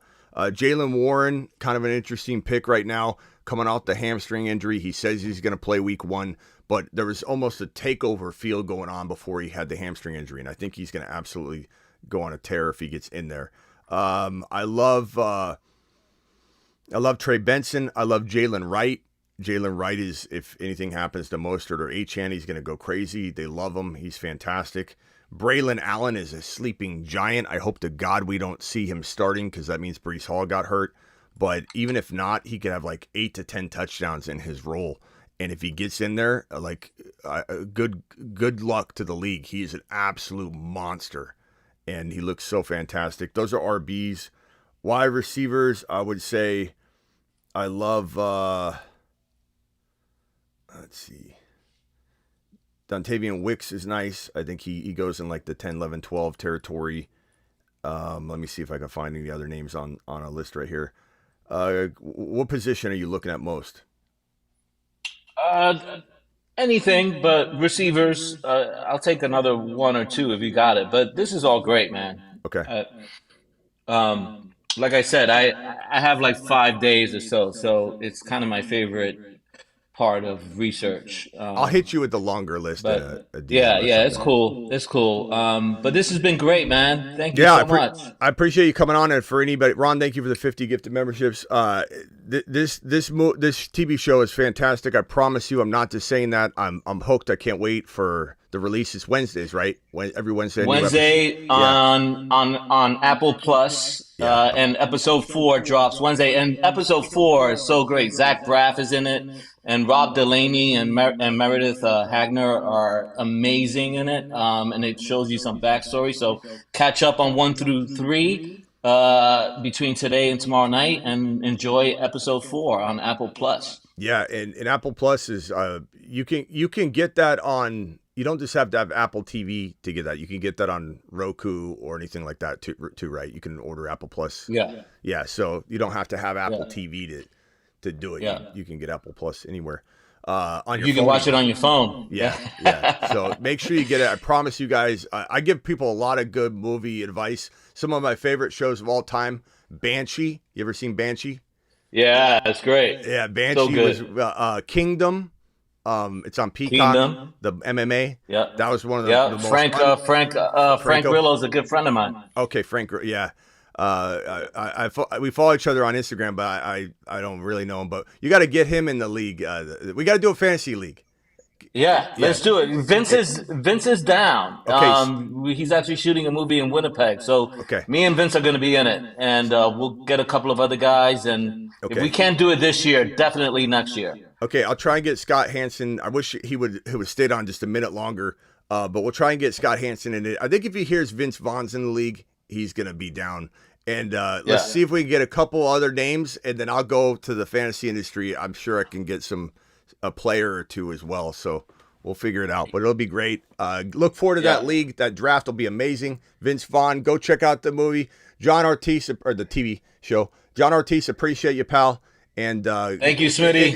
You're the best, man. Yeah, if you had to recommend a movie for them to watch aside from American Fiction of yours, what are they going to go get?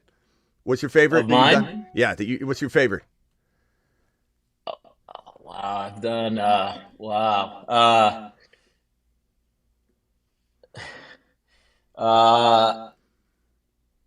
The Drop. I love that movie.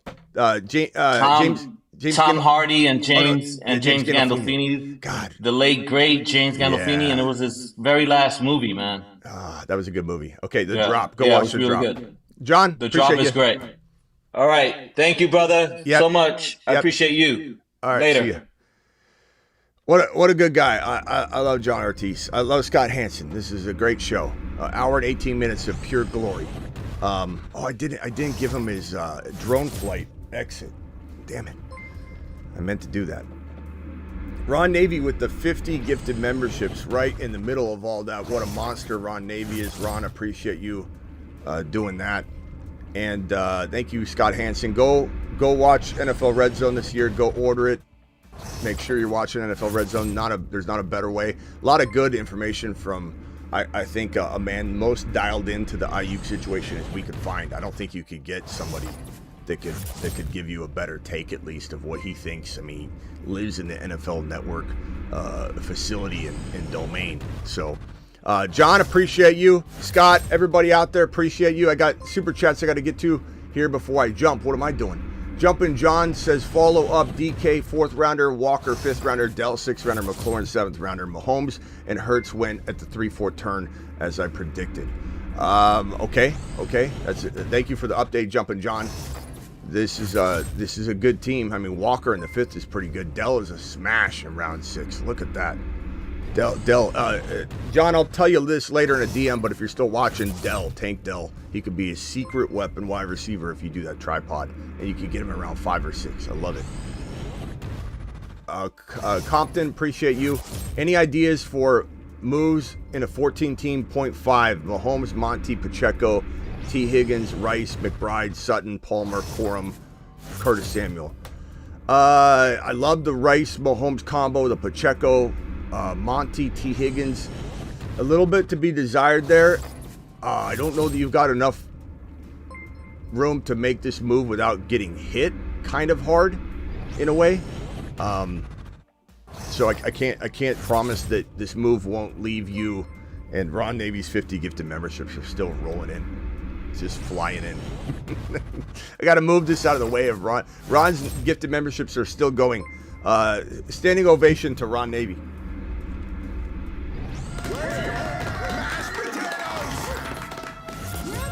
All right, where were we at? This particular, this will leave you with the hole of vacancy, but I got to think you got some better bench players. If not, you might have to pick somebody off waivers, bro. But Higgins and Monty for one bigger stud running back. Achane, Pacheco, Barkley, a Pacheco type, an ETN even, maybe. Monty and Higgins isn't it. You'd have to get something back with ETN. Yeah, don't do ETN. Do a top 5-6 running back trade using Monty and Higgins and get something else back underrated. You know who? You could even go to the Tank Dell owner, see what they got, and try and see if they think Higgins is a massive upgrade over Dell. And then you can get something for Monty, a little bump in Monty. You don't need to do anything. I just don't know that this team is the best team in the league. It's still a good team. I don't want you to destroy it. I'm not saying Monty can't be good. It's a 14-team league. But do I think it's probably the best team? I think you're probably top 5, 6. But if I'm making it a number 1 team in a 14-teamer, I'm trying to make one more big move. Hit the waiver wire. I don't know if there's anybody else on waivers that you can grab, or somebody on your team you didn't list. It's solid, though. What do you think of Jonnu Smith? Breakout? I don't know about breakout, because I would say he's in a system that I don't think is going to just pepper him with targets. But I like Jonnu. Feels like a borderline top 10 guy. You get sniped at tight end and you grab Jonnu Smith. Not bad. Get an Isaiah Likely maybe as well. PPR 14 team. Kyler, Bijan, Achane, Cup, Rice, Adunze, Kittle, Ford, Dobbs, Mostert. Now this team I like a little bit better than that other team. This is kind of what I'm saying. This is a 14-team league. And I think that the other team was a hair off of this one. This one feels like a almost 8.0 in a 14-team league, because you've got the quarterback, top 5, 6 capable. You've got 2 top 5 running backs, in my opinion, a top 5 or 6 or 7 or at least top 8 wide receiver, maybe a sneaky top 10 wide receiver in Rice, maybe another sneaky top 15 wide receiver in Adunze, and a top 5 potential tight end, some great bench. I'd say 8.2. And I don't think there's many moves to make. I like what you have. I'm not trying to move any of this really, unless you're trading Ford and Dobbs for one potential, Tank Dell. Ford Dobbs for Tank Dell. Ford Dobbs for Jacobs. Like those kinds of moves. And that's a smash, my guy. Nice team. Let me look at that one more time. Yeah, I'm trying to get a Jacobs. I'm trying to get a...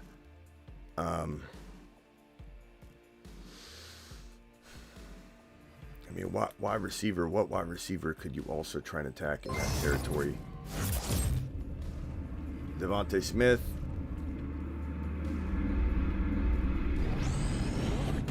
Tank Dell. You already got Cooper Kupp. Yeah, there's not a lot to do. Good team. $10 hauler. This is for the convo to the moon. Appreciate you, my guy, dropping the 10 wad. This one right here from Hoodie, $10 hauler. To the moon. Moonshot for you, pal. Man, I need help. CMC for Amon-Ra and Pacheco. I would take Amon-Ra and Pacheco and run. Run. Absolutely take the 2 players. Not even close for me. Why? Because CMC's banged up right now. And there is a world, it's not a likely world, but a world where CMC and Pacheco are even, or St. Brown and CMC are even. And so you're getting 2 players that might be in a best case scenario for you even to CMC by themselves. Easy for me. Someone offered me Saquon for Kenneth Walker and Chubb. Saquon by a country mile. That's better than the other trade I just read. That's a smash. Easy. Run. Take a lap for even asking, but take a victory lap after. That's fantastic. Drop Michael Wilson for Keaton Mitchell, then put him on IR, then grab Jalen Wright. Love it. I do that all day long. That's a perfect execution of how to grab someone perfect for IR and then go grab your player. 100,000% Smitty approved that move. That's fantastic, bro. And then gaming, appreciate you with the $10 wad. To the moon. Moonshot for you, young man. In order, Gibbs, Kyron, Hurts, Debo, Devontae Smith, McBride. I like the team. Rasheed Rice, Keon Coleman, Corum. I like it. I like it a lot. As far as trades, we got a member from JC. Appreciate you joining the membership, pal. And thank you for your 23rd month membership question. Pick 5 in Dynasty Superflex Startup player ideas. Pick 5, I'd say Bijan. Bijan, Kyron or Achan. Quarterback, top 3 quarterback, and then go Tank Dell, Devontae Smith, DK Metcalf, Rasheed Rice. Smash. But if you don't want to go tripod, you could still go RB, and then take Debo and Tank Dell and have a fantastic type of wide receiver room. That's my approach in a non-best ball environment.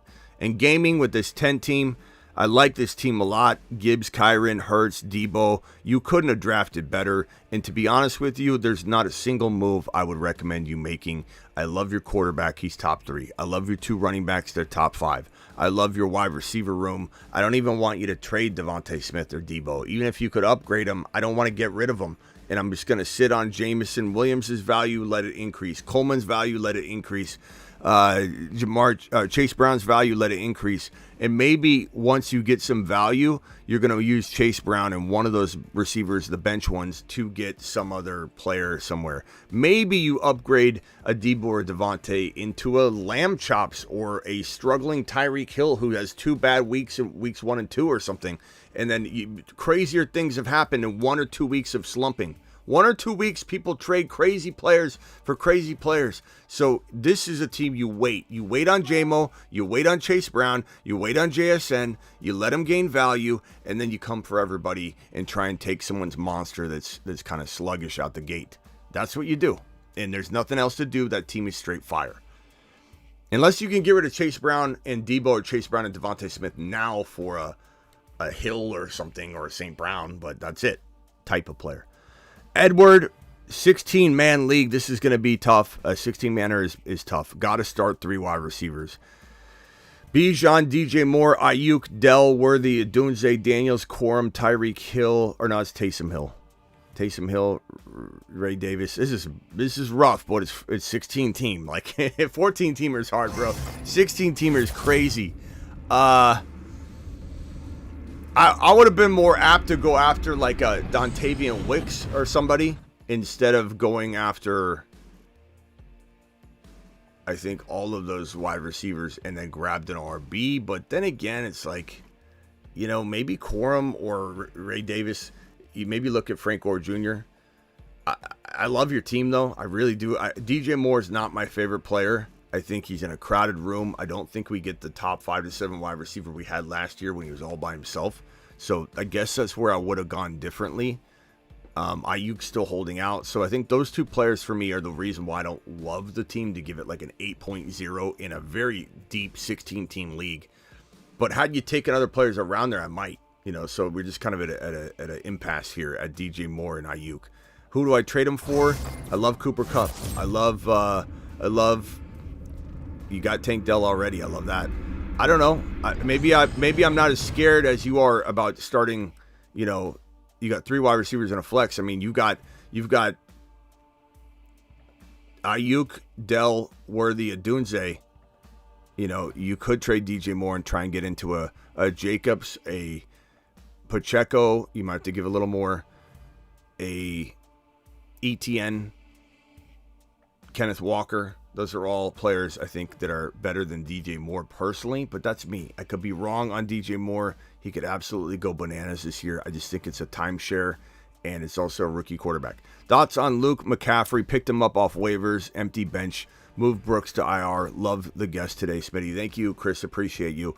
I would say, I love McCaffrey for what he is. He's a last player on your bench. You just picked him up, and they want to use him all over the field, and Adam Peters has been a part of making a roster that has Deebo Samuel on it.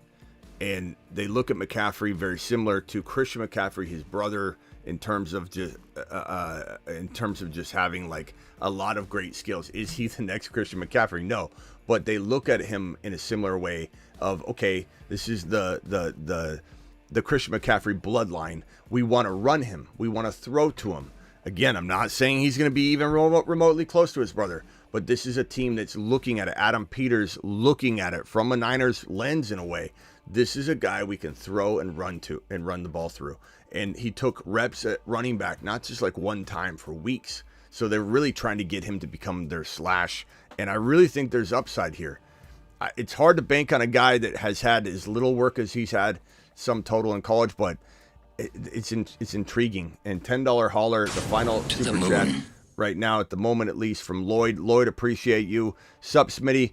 Ron, if you want to call in, phone lines are open now. Ron, if you want to call in, you called in yesterday and I had to go and I couldn't answer it, but if you're watching out there, call in real quick. This one right here from Lloyd, $10 hauler.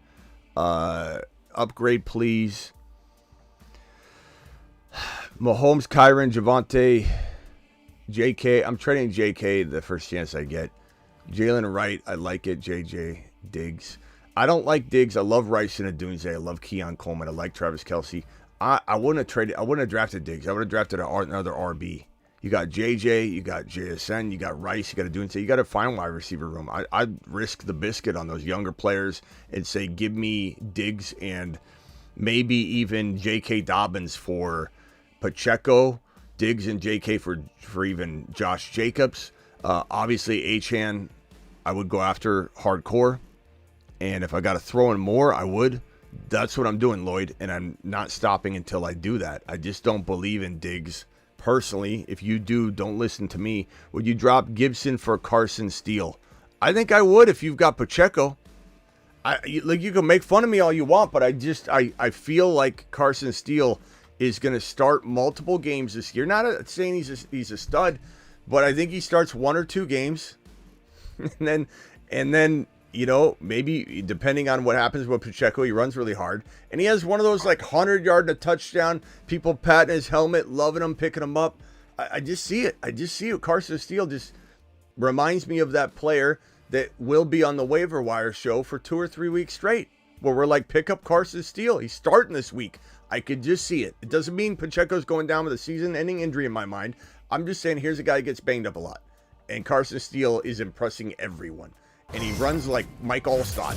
So I just think it's something to look at. Thomas, Taxi, Frank Gore Jr. or Wilson. I'm going to go Frank Gore Jr. pretty easily. Ron Navy, you're live, and then rock out. Ron Navy, what's up? Hey, what's up, Smitty? Great show. Thanks. Yeah, it was fun. I was trying to get them both on at the same time in passing, and Scott had to go right when John was calling in, so that was a bummer. Yeah. I don't know if Scott ended up seeing it or not. Yeah, it was great. I think you had them on 2 separate shows last year, right? They were on 2 separate shows. Yeah. Yeah, but it was great to see those guys. I like it when you got John on. Both of them on. I mean, John's great to listen to. He's such a down-to-earth sounding guy, you know? Yeah, totally. You don't get that a lot. And to know that Vince Vaughn's in for the fantasy league, I can't wait. So Vince Vaughn, John Ortiz. We're trying to get like a John Hamm or a Paul Rudd or somebody like that on top of it. So it'll be a fun league. And then at that point, then I'll reach out to, a couple people I know that tend to say no to things like this. Like Scott is so busy. He's like, I can't play in a little rinky dink league. But if I'm like, well, Vince Vaughn's asking for you. Then we'll. Kind of like you're busy with all your stuff. So Yeah, I do understand how it is. I get a DM probably every 4 hours that's like, hey, Smitty, I got an opening in my home league. You want in? And it's like, it's flattering, but it's like, I can't do that. John? Hey, Steve? Hey, Mark? Yeah. I've done it before, but it's very rare, and I can't do it anymore. What do you think of, let's see, what do you think of his thoughts on Aiyuk? Because he didn't really have any like lines on anything, but he did say that he thinks a trade. I think he said at the end, didn't he, that he thinks a trade may be the potential. Didn't he say something like the potential best way? He did. He mentioned the Steelers. Yeah, but that's why I was calling yesterday because one of the bigger, probably the biggest Steeler podcast show, or whatever. It just irritates me. We talk about it all the time. These people, they put out. Hey, Ron, real quick, breaking news. Frank Gore Jr. is let go by the Bills. They could put him on the practice squad, though, but that's crazy. Where's he land? Dallas should call Frank Gore Jr. and bring him in to start for the Dallas Cowboys. But they won't. Yeah, they won't. Stupid. They won't. You're right. They won't, but good God. So Frank Gore Jr. released. I'm sorry, I didn't mean to interrupt you. It's just that's pretty big news because he's one of my favorite running backs in this draft class. That isn't a big name, obvious guy, but they could practice squad him. It depends on if, we could hear an announcement like in a day or so. That's like, oh, he's on. And here's the thing: what people don't realize too is the practice squad. That's not a bad place to be because when the season starts and the injuries start to come in, these teams look at other teams' practice because any team can grab a practice squad player, go after a practice squad player from any other team. There's like free agency there, so it's a good spot for these guys that make the practice squads because, for one, they stay in football shape. And if the team's doing injuries and they need a player, that's the first place they look is the practice squad. Yeah. So that's he'll get a chance. He'll get a chance. I have no doubt. And when he does, he looks great, I think. Yeah. All right, Ron, tell me what you were saying about the Steelers. Yeah. What I was saying is, we talked about it before. I hate it. They come out and they say, sources inside the Steelers tell me that Brandon Aiyuk, they're very confident in Brandon Aiyuk being signed by tomorrow, being today. But you know what? What is sources? I told you, I'm not going to say it, but you know what I said. Yeah. I think that nobody knows. That's what Ian Rappaport said.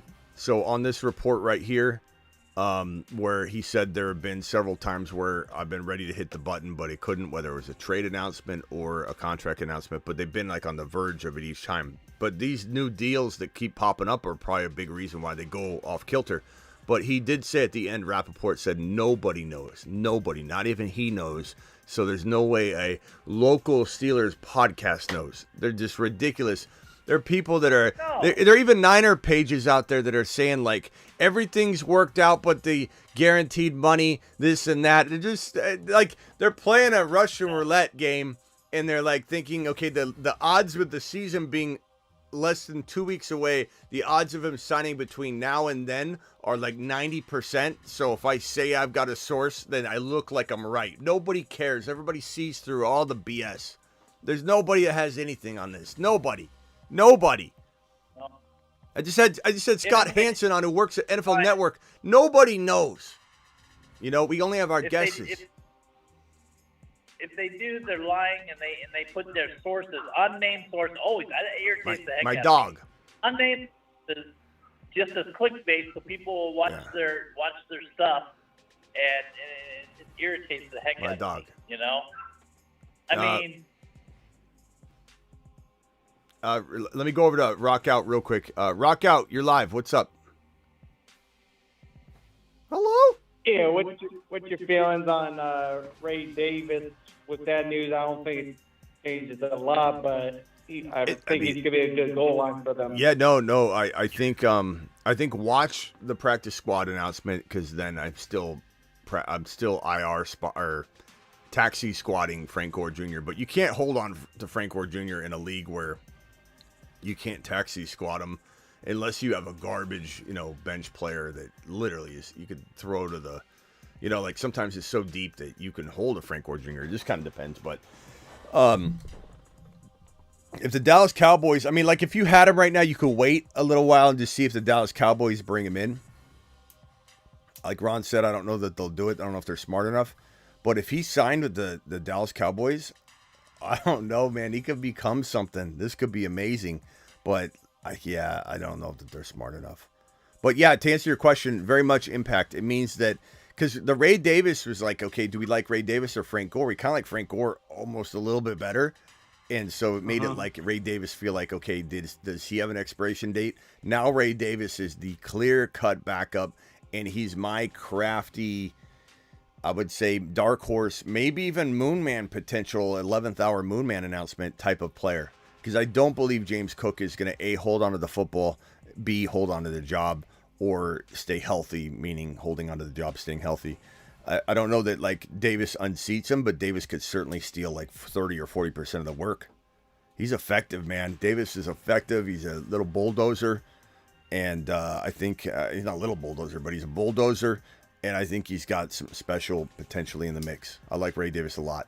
Potential Moonman, 11th hour Moonman.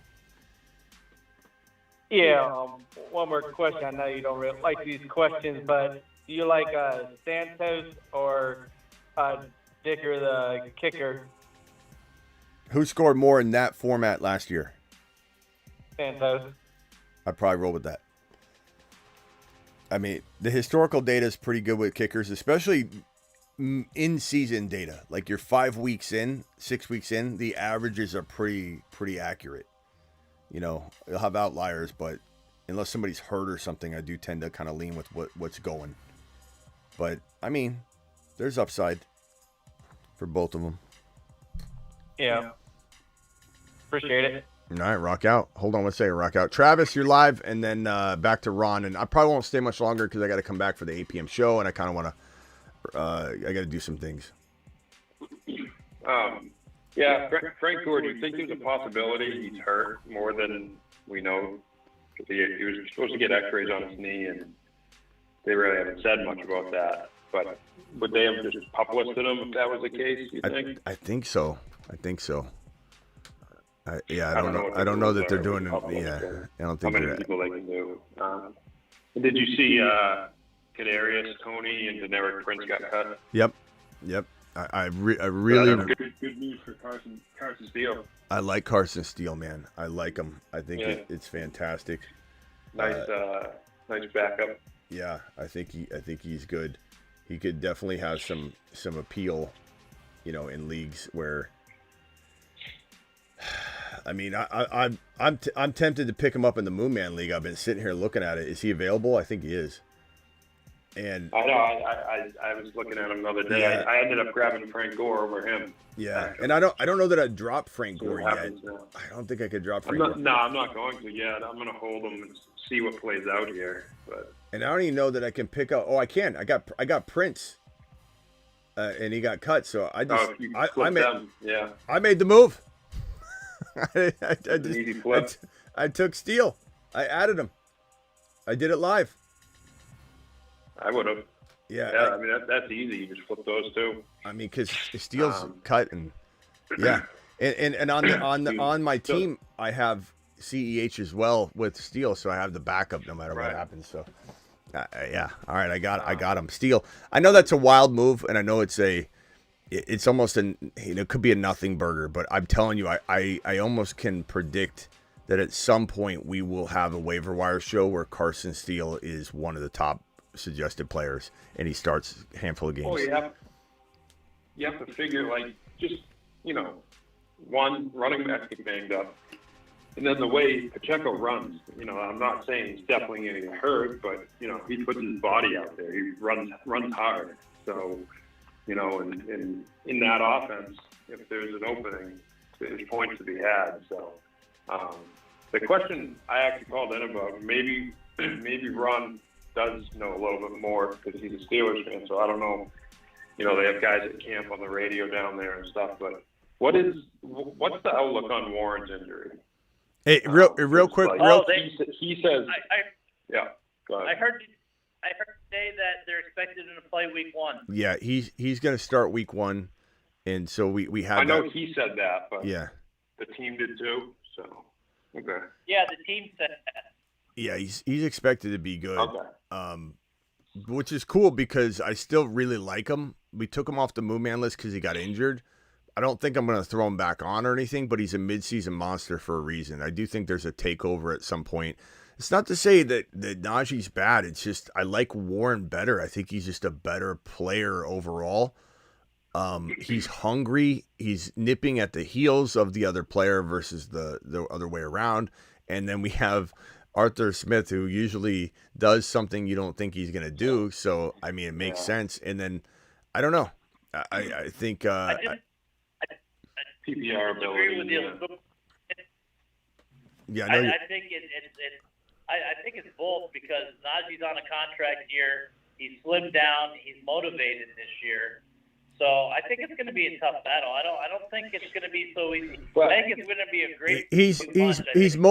He's motivated, but I disagree with what you said a month ago or whatever when they decided not to pick up his 5th-year option. I know you said that that's a good thing; it'll motivate him, but to me, it's a bad sign that they're not committed to him. So if they're not going to pick up the 5th year, it could go either way. Yeah, I hear what you're saying, and it makes sense. Yeah, disagree. That's fine. Yeah, it makes sense, Ron. We'll find out when the season starts. Yeah, it makes sense what you're saying, but I view it differently. I just think that not picking up his 5th-year option means you don't have the trust in him necessarily. You don't see the value of having him on another year. Like that's kind of wild. Like you could 5th-year option and then still sign him next year. Like you know what I mean? You can still franchise tag him. You could hold if you really like a player, you will 100% pick up their 5th-year option. Because you can hold them longer and you can make sure you get a long-term deal done. You could franchise tag them. Not that running backs are franchise tagged very often, but you could franchise tag him if he was that good. To not pick up his 5th-year option means you do not see him as your future running back. In this moment in time, you're hoping he proves you wrong and you can explore, whatever. You can still tag him or whatever, but it's not something that I think is very positive. I do know that Tomlin was trying to mold him into becoming one of the leaders, one of the captains. So there's that. So I don't. It just could be a thing with Khan. Tomlin and Khan, they work good together, but they're not going to agree on everything. And in the end, Khan's got to do what he feels is best for the team too, as far as the money goes and all that other stuff. And if we'll just have to wait. Yeah, it could go either way. It could go either way. Just because they didn't pick up his 5th-year option doesn't mean that they didn't make a mistake and Najee has a great year. I'm just saying that there's definitely a shorter leash with him because they don't have him locked down, and so that to me makes the leash shorter no matter what. And if Warren's out there impressing the whole team, going up against the biggest, heaviest, strongest defenders in practice and knocking them over in head-to-head drills, and the whole crowd's going nuts. Like something tells me he's hungry, and I just think he's gonna take the job if he stays healthy. But that's me. Do you think it's possible that with knowing the injury history, especially with running backs, that San Francisco might pick up Frank Gore Jr. Yes, absolutely. The Cowboys and the Niners will be first to look at it. Yeah, I mean his ties to the Niners. Frank Gore, his dad. I could see his dad, getting involved. Yeah, 100%. He's going to be in the talks. I think they might have regretted not drafting him, but Niners are crafty like that. Problem is, though, is he going to climb above Mason? Is he going to climb above a guy like Arendu, who they drafted? I don't know. So the Niners would just grab him, and he would do nothing probably, unfortunately. Well, but in Dallas, he could climb out of necessity. Especially with the pass blocking and all that. Something happens with CMC, everybody's going to be elevated, so he might get a chance. Who knows? His best landing spot. The Chargers could look at him because they got a total injured all ACL and Achilles team, rushing stable, and then they don't necessarily believe in Vidal, I think, as much as they thought they did, but we'll see. Yeah. I think Cleveland could look into it if they are unsure about Chubb's recovery. I think the Colts would be smart to take a look at him. I could see him in a Colts jersey for some reason. I think let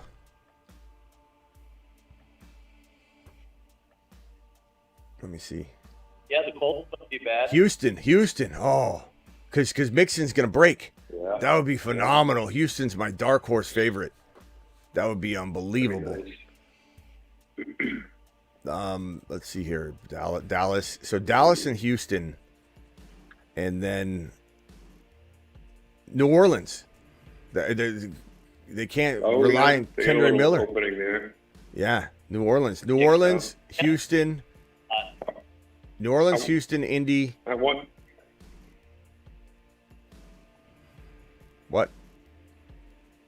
It wouldn't be good for fantasy, but the Patriots need running back. Kendall's not looking good. What about Soda? Yeah, but they could. I hope they don't, but they could. Jones is old. It's a black hole. You never know. They love Chandler though, so I don't know. Who do you see taking a shot on Kadarius? Is someone well? XFL. I mean, I don't know that somebody will. I don't know that somebody will. Maybe they will. Kadarius. I mean, what team? Pittsburgh. What teams? What teams need a? KC, that tells you a lot about Tony. Is when they pick Juju over Tony. Tells you a lot. Yeah. Let's see here. I would say, Green Bay might look at it too, just because of Murray being hurt. Philly could look at it. I think at the end of the day, it's Dallas needing to be involved. I don't know that they will. Houston, Indy should be, and then New Orleans.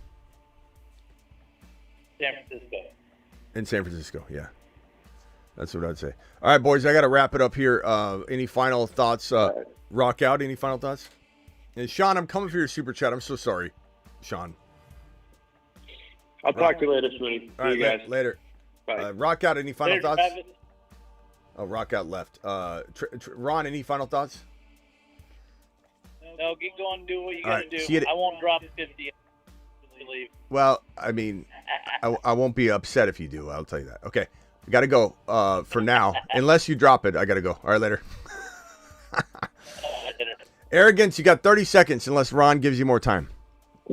Oh, Ron did already. Did Ron just do it? Or is that old? Okay.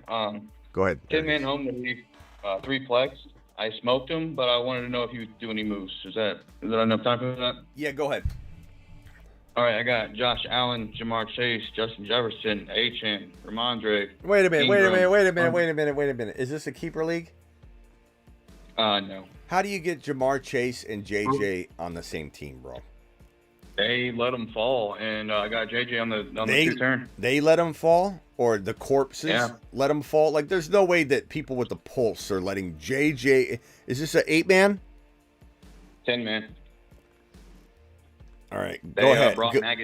Go ahead and tell me your glorious team. I can't even give this a 10 or a 9 out of just because it's too easy. Like you're taking their money. But go ahead. I agree, but I just want to know if there's any moves possible. I can't imagine. JJ, Achane, Stevenson, Ingram, London, Metcalf, Neighbors, Adunze, Singletary, Chase Brown. Yeah, go Neighbors and who's your running back? Ramondre? Neighbors and Ramondre for one bigger, stronger, better running back. Easy call. You can definitely improve this team. You go with Ingram? Ingram at tight end? Yeah. Yeah.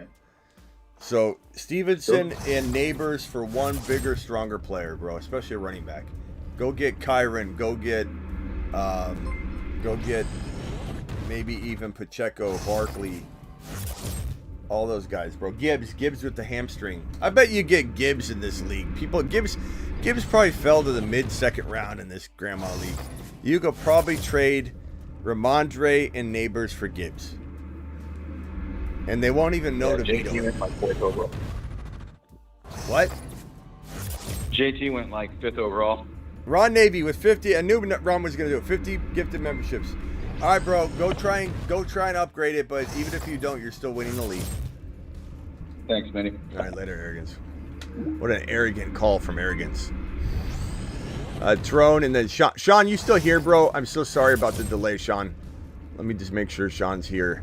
Poor guy's been waiting forever. I had it on screen the whole time. 12-man, half PPR, 1 flex, Mahomes, Bijan, Achane, DK, McLaurin, Pickens, Worthy, Andrews, Chase Brown. Any moves? Kind of wait maybe on Chase Brown and Dowdle unless you can get rid of them now. But Chase Brown and Dowdle with maybe McLaurin or Pickens or even DK for one bigger, stronger monster.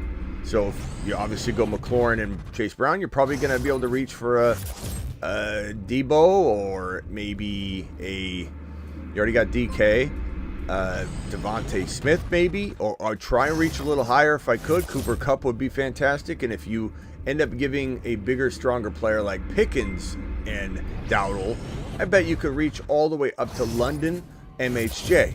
And Sean, I'm doing it, and I'm doing it live. That's what I'm doing, and I'm doing it live. Sean, are you here? I hope Sean's still here. Trone Force, any auction strategy advice? Zero hero. No, auction, my best auction advice is to go Achane, Kyron at RB because they're going to be super cheap comparatively to the top CMC type values. That affords you the ability, don't go for the top 1 or 2 overall players.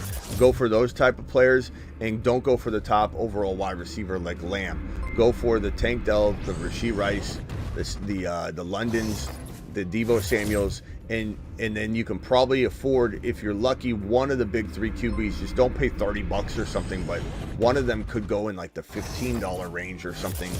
And if they do, they do, and if they don't, they don't. You can grab a Kincaid and McBride with an AR5 or a potential JD5 and Burrow or some sort of combination. But going after the guys that are not the top dogs are going to allow you to get multiple players and spread it out.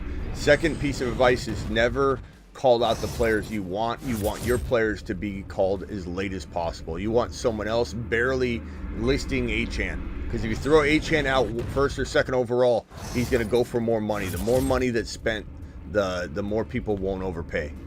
So, but there's no hero or zero, or you just got to go with the best player available as you go. In auction, that means that you're trying to wait on the Achanes, the Kyrons, and getting the best player available through value. And then don't be afraid to bid on the guys in between, though. Like bid on Lamb, just have your line. Don't let somebody just bid on Lamb and you're like, Smitty said don't go after Lamb, and you're sitting there and Lamb goes for $10 cheaper than he should, and you're like, why didn't I do anything about it? So you got to make sure you stay heavily involved.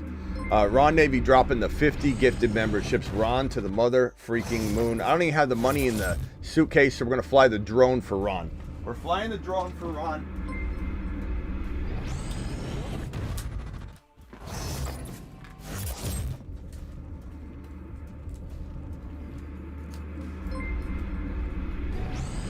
We got Thomas's name still on here, so we're going to cross Thomas out. Sorry, Thomas. This one's for Ron.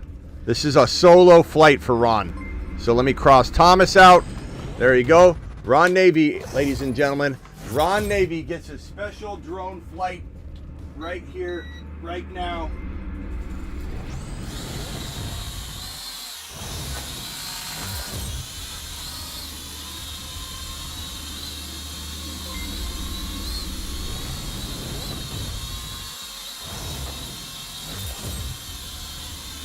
Oh!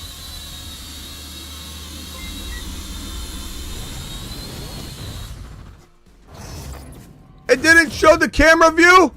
Son of a bee! Let him cook.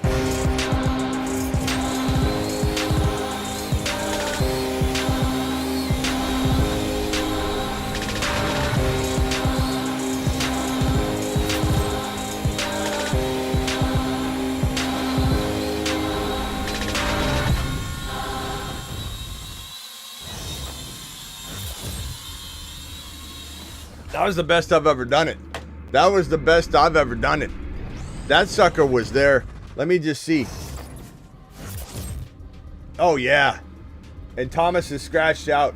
That was right up there in the camera's grill. That was right in your grill, Ron.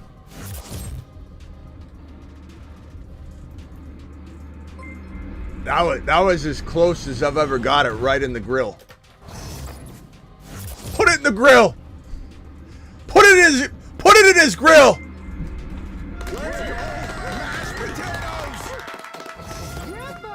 Okay. Oh man. You know, sometimes on this channel, I invent things that transcend through the ancestry lineage. I think I just invented one of the best things to ever breach the show. If you want to put it in his grill, and you drop a $20 hauler, and you say, like, let's say Ron's tired of Isaac talking about the Steelers, and he wants to say that the Green Bay Packers suck. Ron can say, put it in Isaac's grill. And I'm going to hit a button that says, put it in his grill! And I'm going to literally fly the drone right up to the camera with the message of choice. Actually, this might have to be more than a $20 hauler. It probably have to be a 50. But if you want to put it in someone's grill, we're going to have a button for that. It's a thing of beauty. Thing of beauty. Thing of beauty. And look, someone like Ron, who's a little bit, you could say, revengeful, I would say, best describes Ron in his best moods. Ron will put it in your grill. If you start talking smack and he wants the last word and you can't drop a $50, put it in his grill hauler, Ron's going to do it. Ron, nice, Smitty. See you live when Aiyuk gets traded to the Steelers. That might happen today. That might just happen today. Ron Navy with another $20 hauler.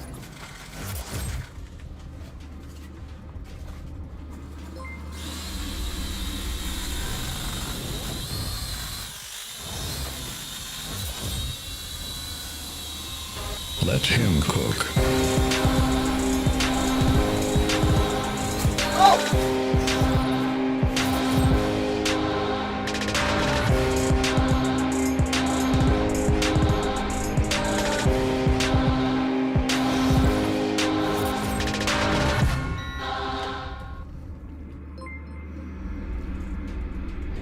Put in his grill! I love it. I gotta create that. We need Denny to yell it. Denny, if you're out there, call in. I need you.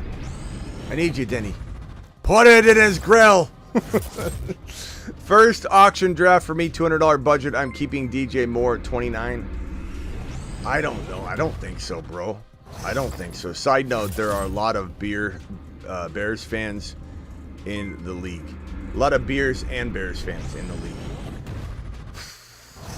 $29. I mean, I don't think I'm keeping him, bro. Can you get Tank Dell for like 18, 22? I mean, I guess I need to know the numbers. OG Benny. Hey, Benny. What's up, pal? Mister? What's up? Where's your boy Denny? Nothing.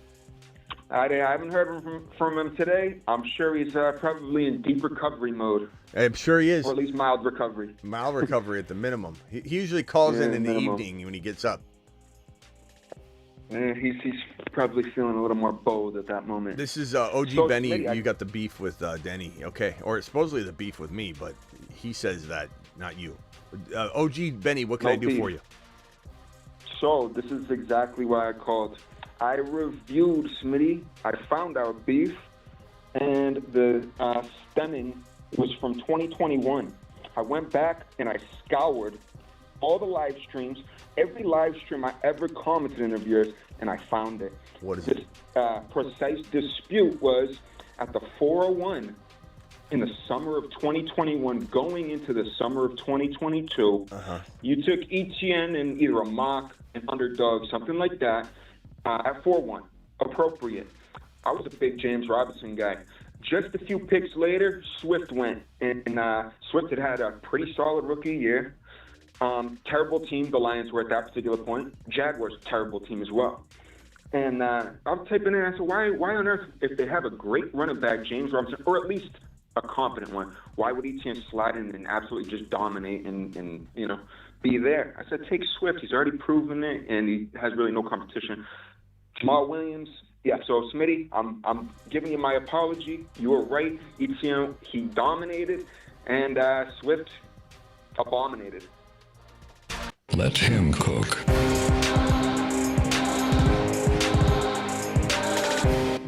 I appreciate the apology. Anything else I can do for you, pal? I'm about to step out the door. I appreciate you, OG Benny. I was going to call last night, but you were tied up towards the end. So Yeah. I'll talk to him tomorrow. Yeah, no problem, Benny. All right, appreciate you calling in. OG Benny, the guy that we had a beef with. Denny says he refused to listen to the show, badmouthed me all the time. That's what Denny said. And it was because of this beef that he said he scoured and found that it was ETN. All right, hey, Yes. appreciate you, OG. One more. Yeah. One more. For the record, the only beef you and I have, Smitty, is a steak dinner, my friend. All right, I'll be counting on it. Are you in Vegas? No, I'm not. I'm over in Boston. But you know what? If Denny ever flies out again, I'm coming. All right, or maybe if I'm ever that way, I'll hit you guys up. All right, later, bro. Yeah, you should. See you, Smitty. Later. All right, I'm out of here. Yeah, James Robinson. That was a fun off season when people and fun in season when people were coming for my neck for James Robinson. ETN's gonna be so bad. You see James Robinson in the week one.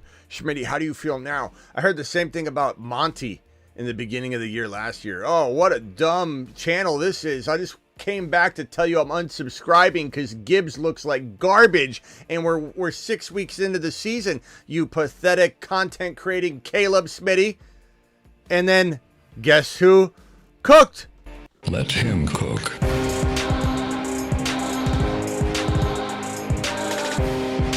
But the continuum of the gigawatt component structure of Jahmyr Gibbs' workload divide has a megawatt offload that if you compartmentalize the component conjunction time and you flux capacitor out the continuum component megabolt, things just end up happening.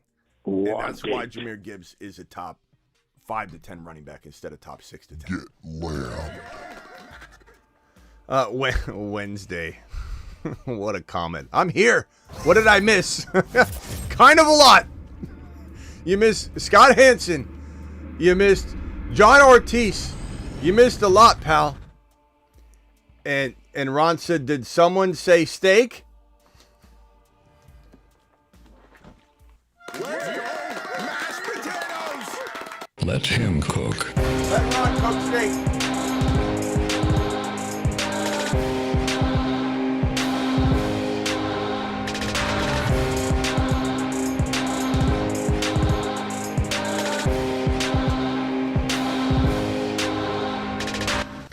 Let Ron cook steak. I'll see you all at 8 p.m. unless breaking news happens before, because your boy is live whenever news breaks. Thank you, Ron, for that additional super chat. I'm live whenever news breaks, but I'm also live every day at 8 p.m. Eastern, Monday through Friday. And we're also live most midnights. And I imagine we'll probably be live tonight drafting on Underdog. Here's the link on Underdog. Smash this button or this link right here, please, to get on Underdog Fantasy promo code Smitty. Here it is. Pinned. Replace pin link. Smash Underdog Fantasy promo code Smitty. Get ready. Get ready. Get ready. We're drafting. And Underdog Fantasy, they'll match your first deposit up to $1,000, 50% match. If you drop $2,000, they give you $1,000 in bonus cash. You drop the minimum $10, they'll give you $5. So if you want to draft with us tonight, hit the link that's in the live chat pinned. The link that's in the description. Code Smitty on Underdog also gets it done. And Ron dropping $20 more. Let him cook.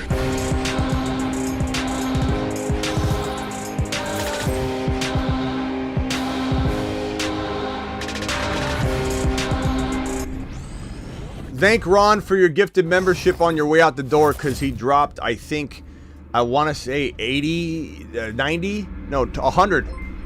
Gifted, let me see, gifted 50.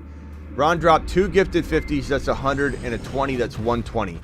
Ron dropped 120 gifted memberships, so 120 of you owe Ron a thank you. 352 thumbs up, more than the viewers we have in here at 344. I appreciate that kind of work. Wiping feet, people. I appreciate you. See you all tomorrow.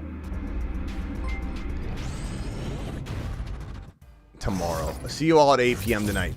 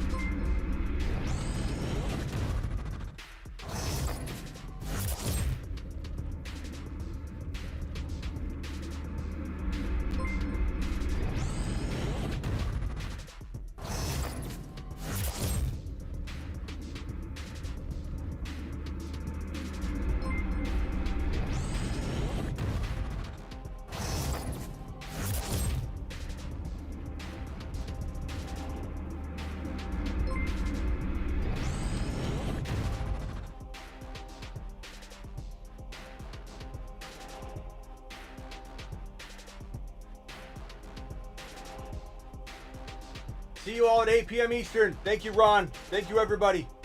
Doses.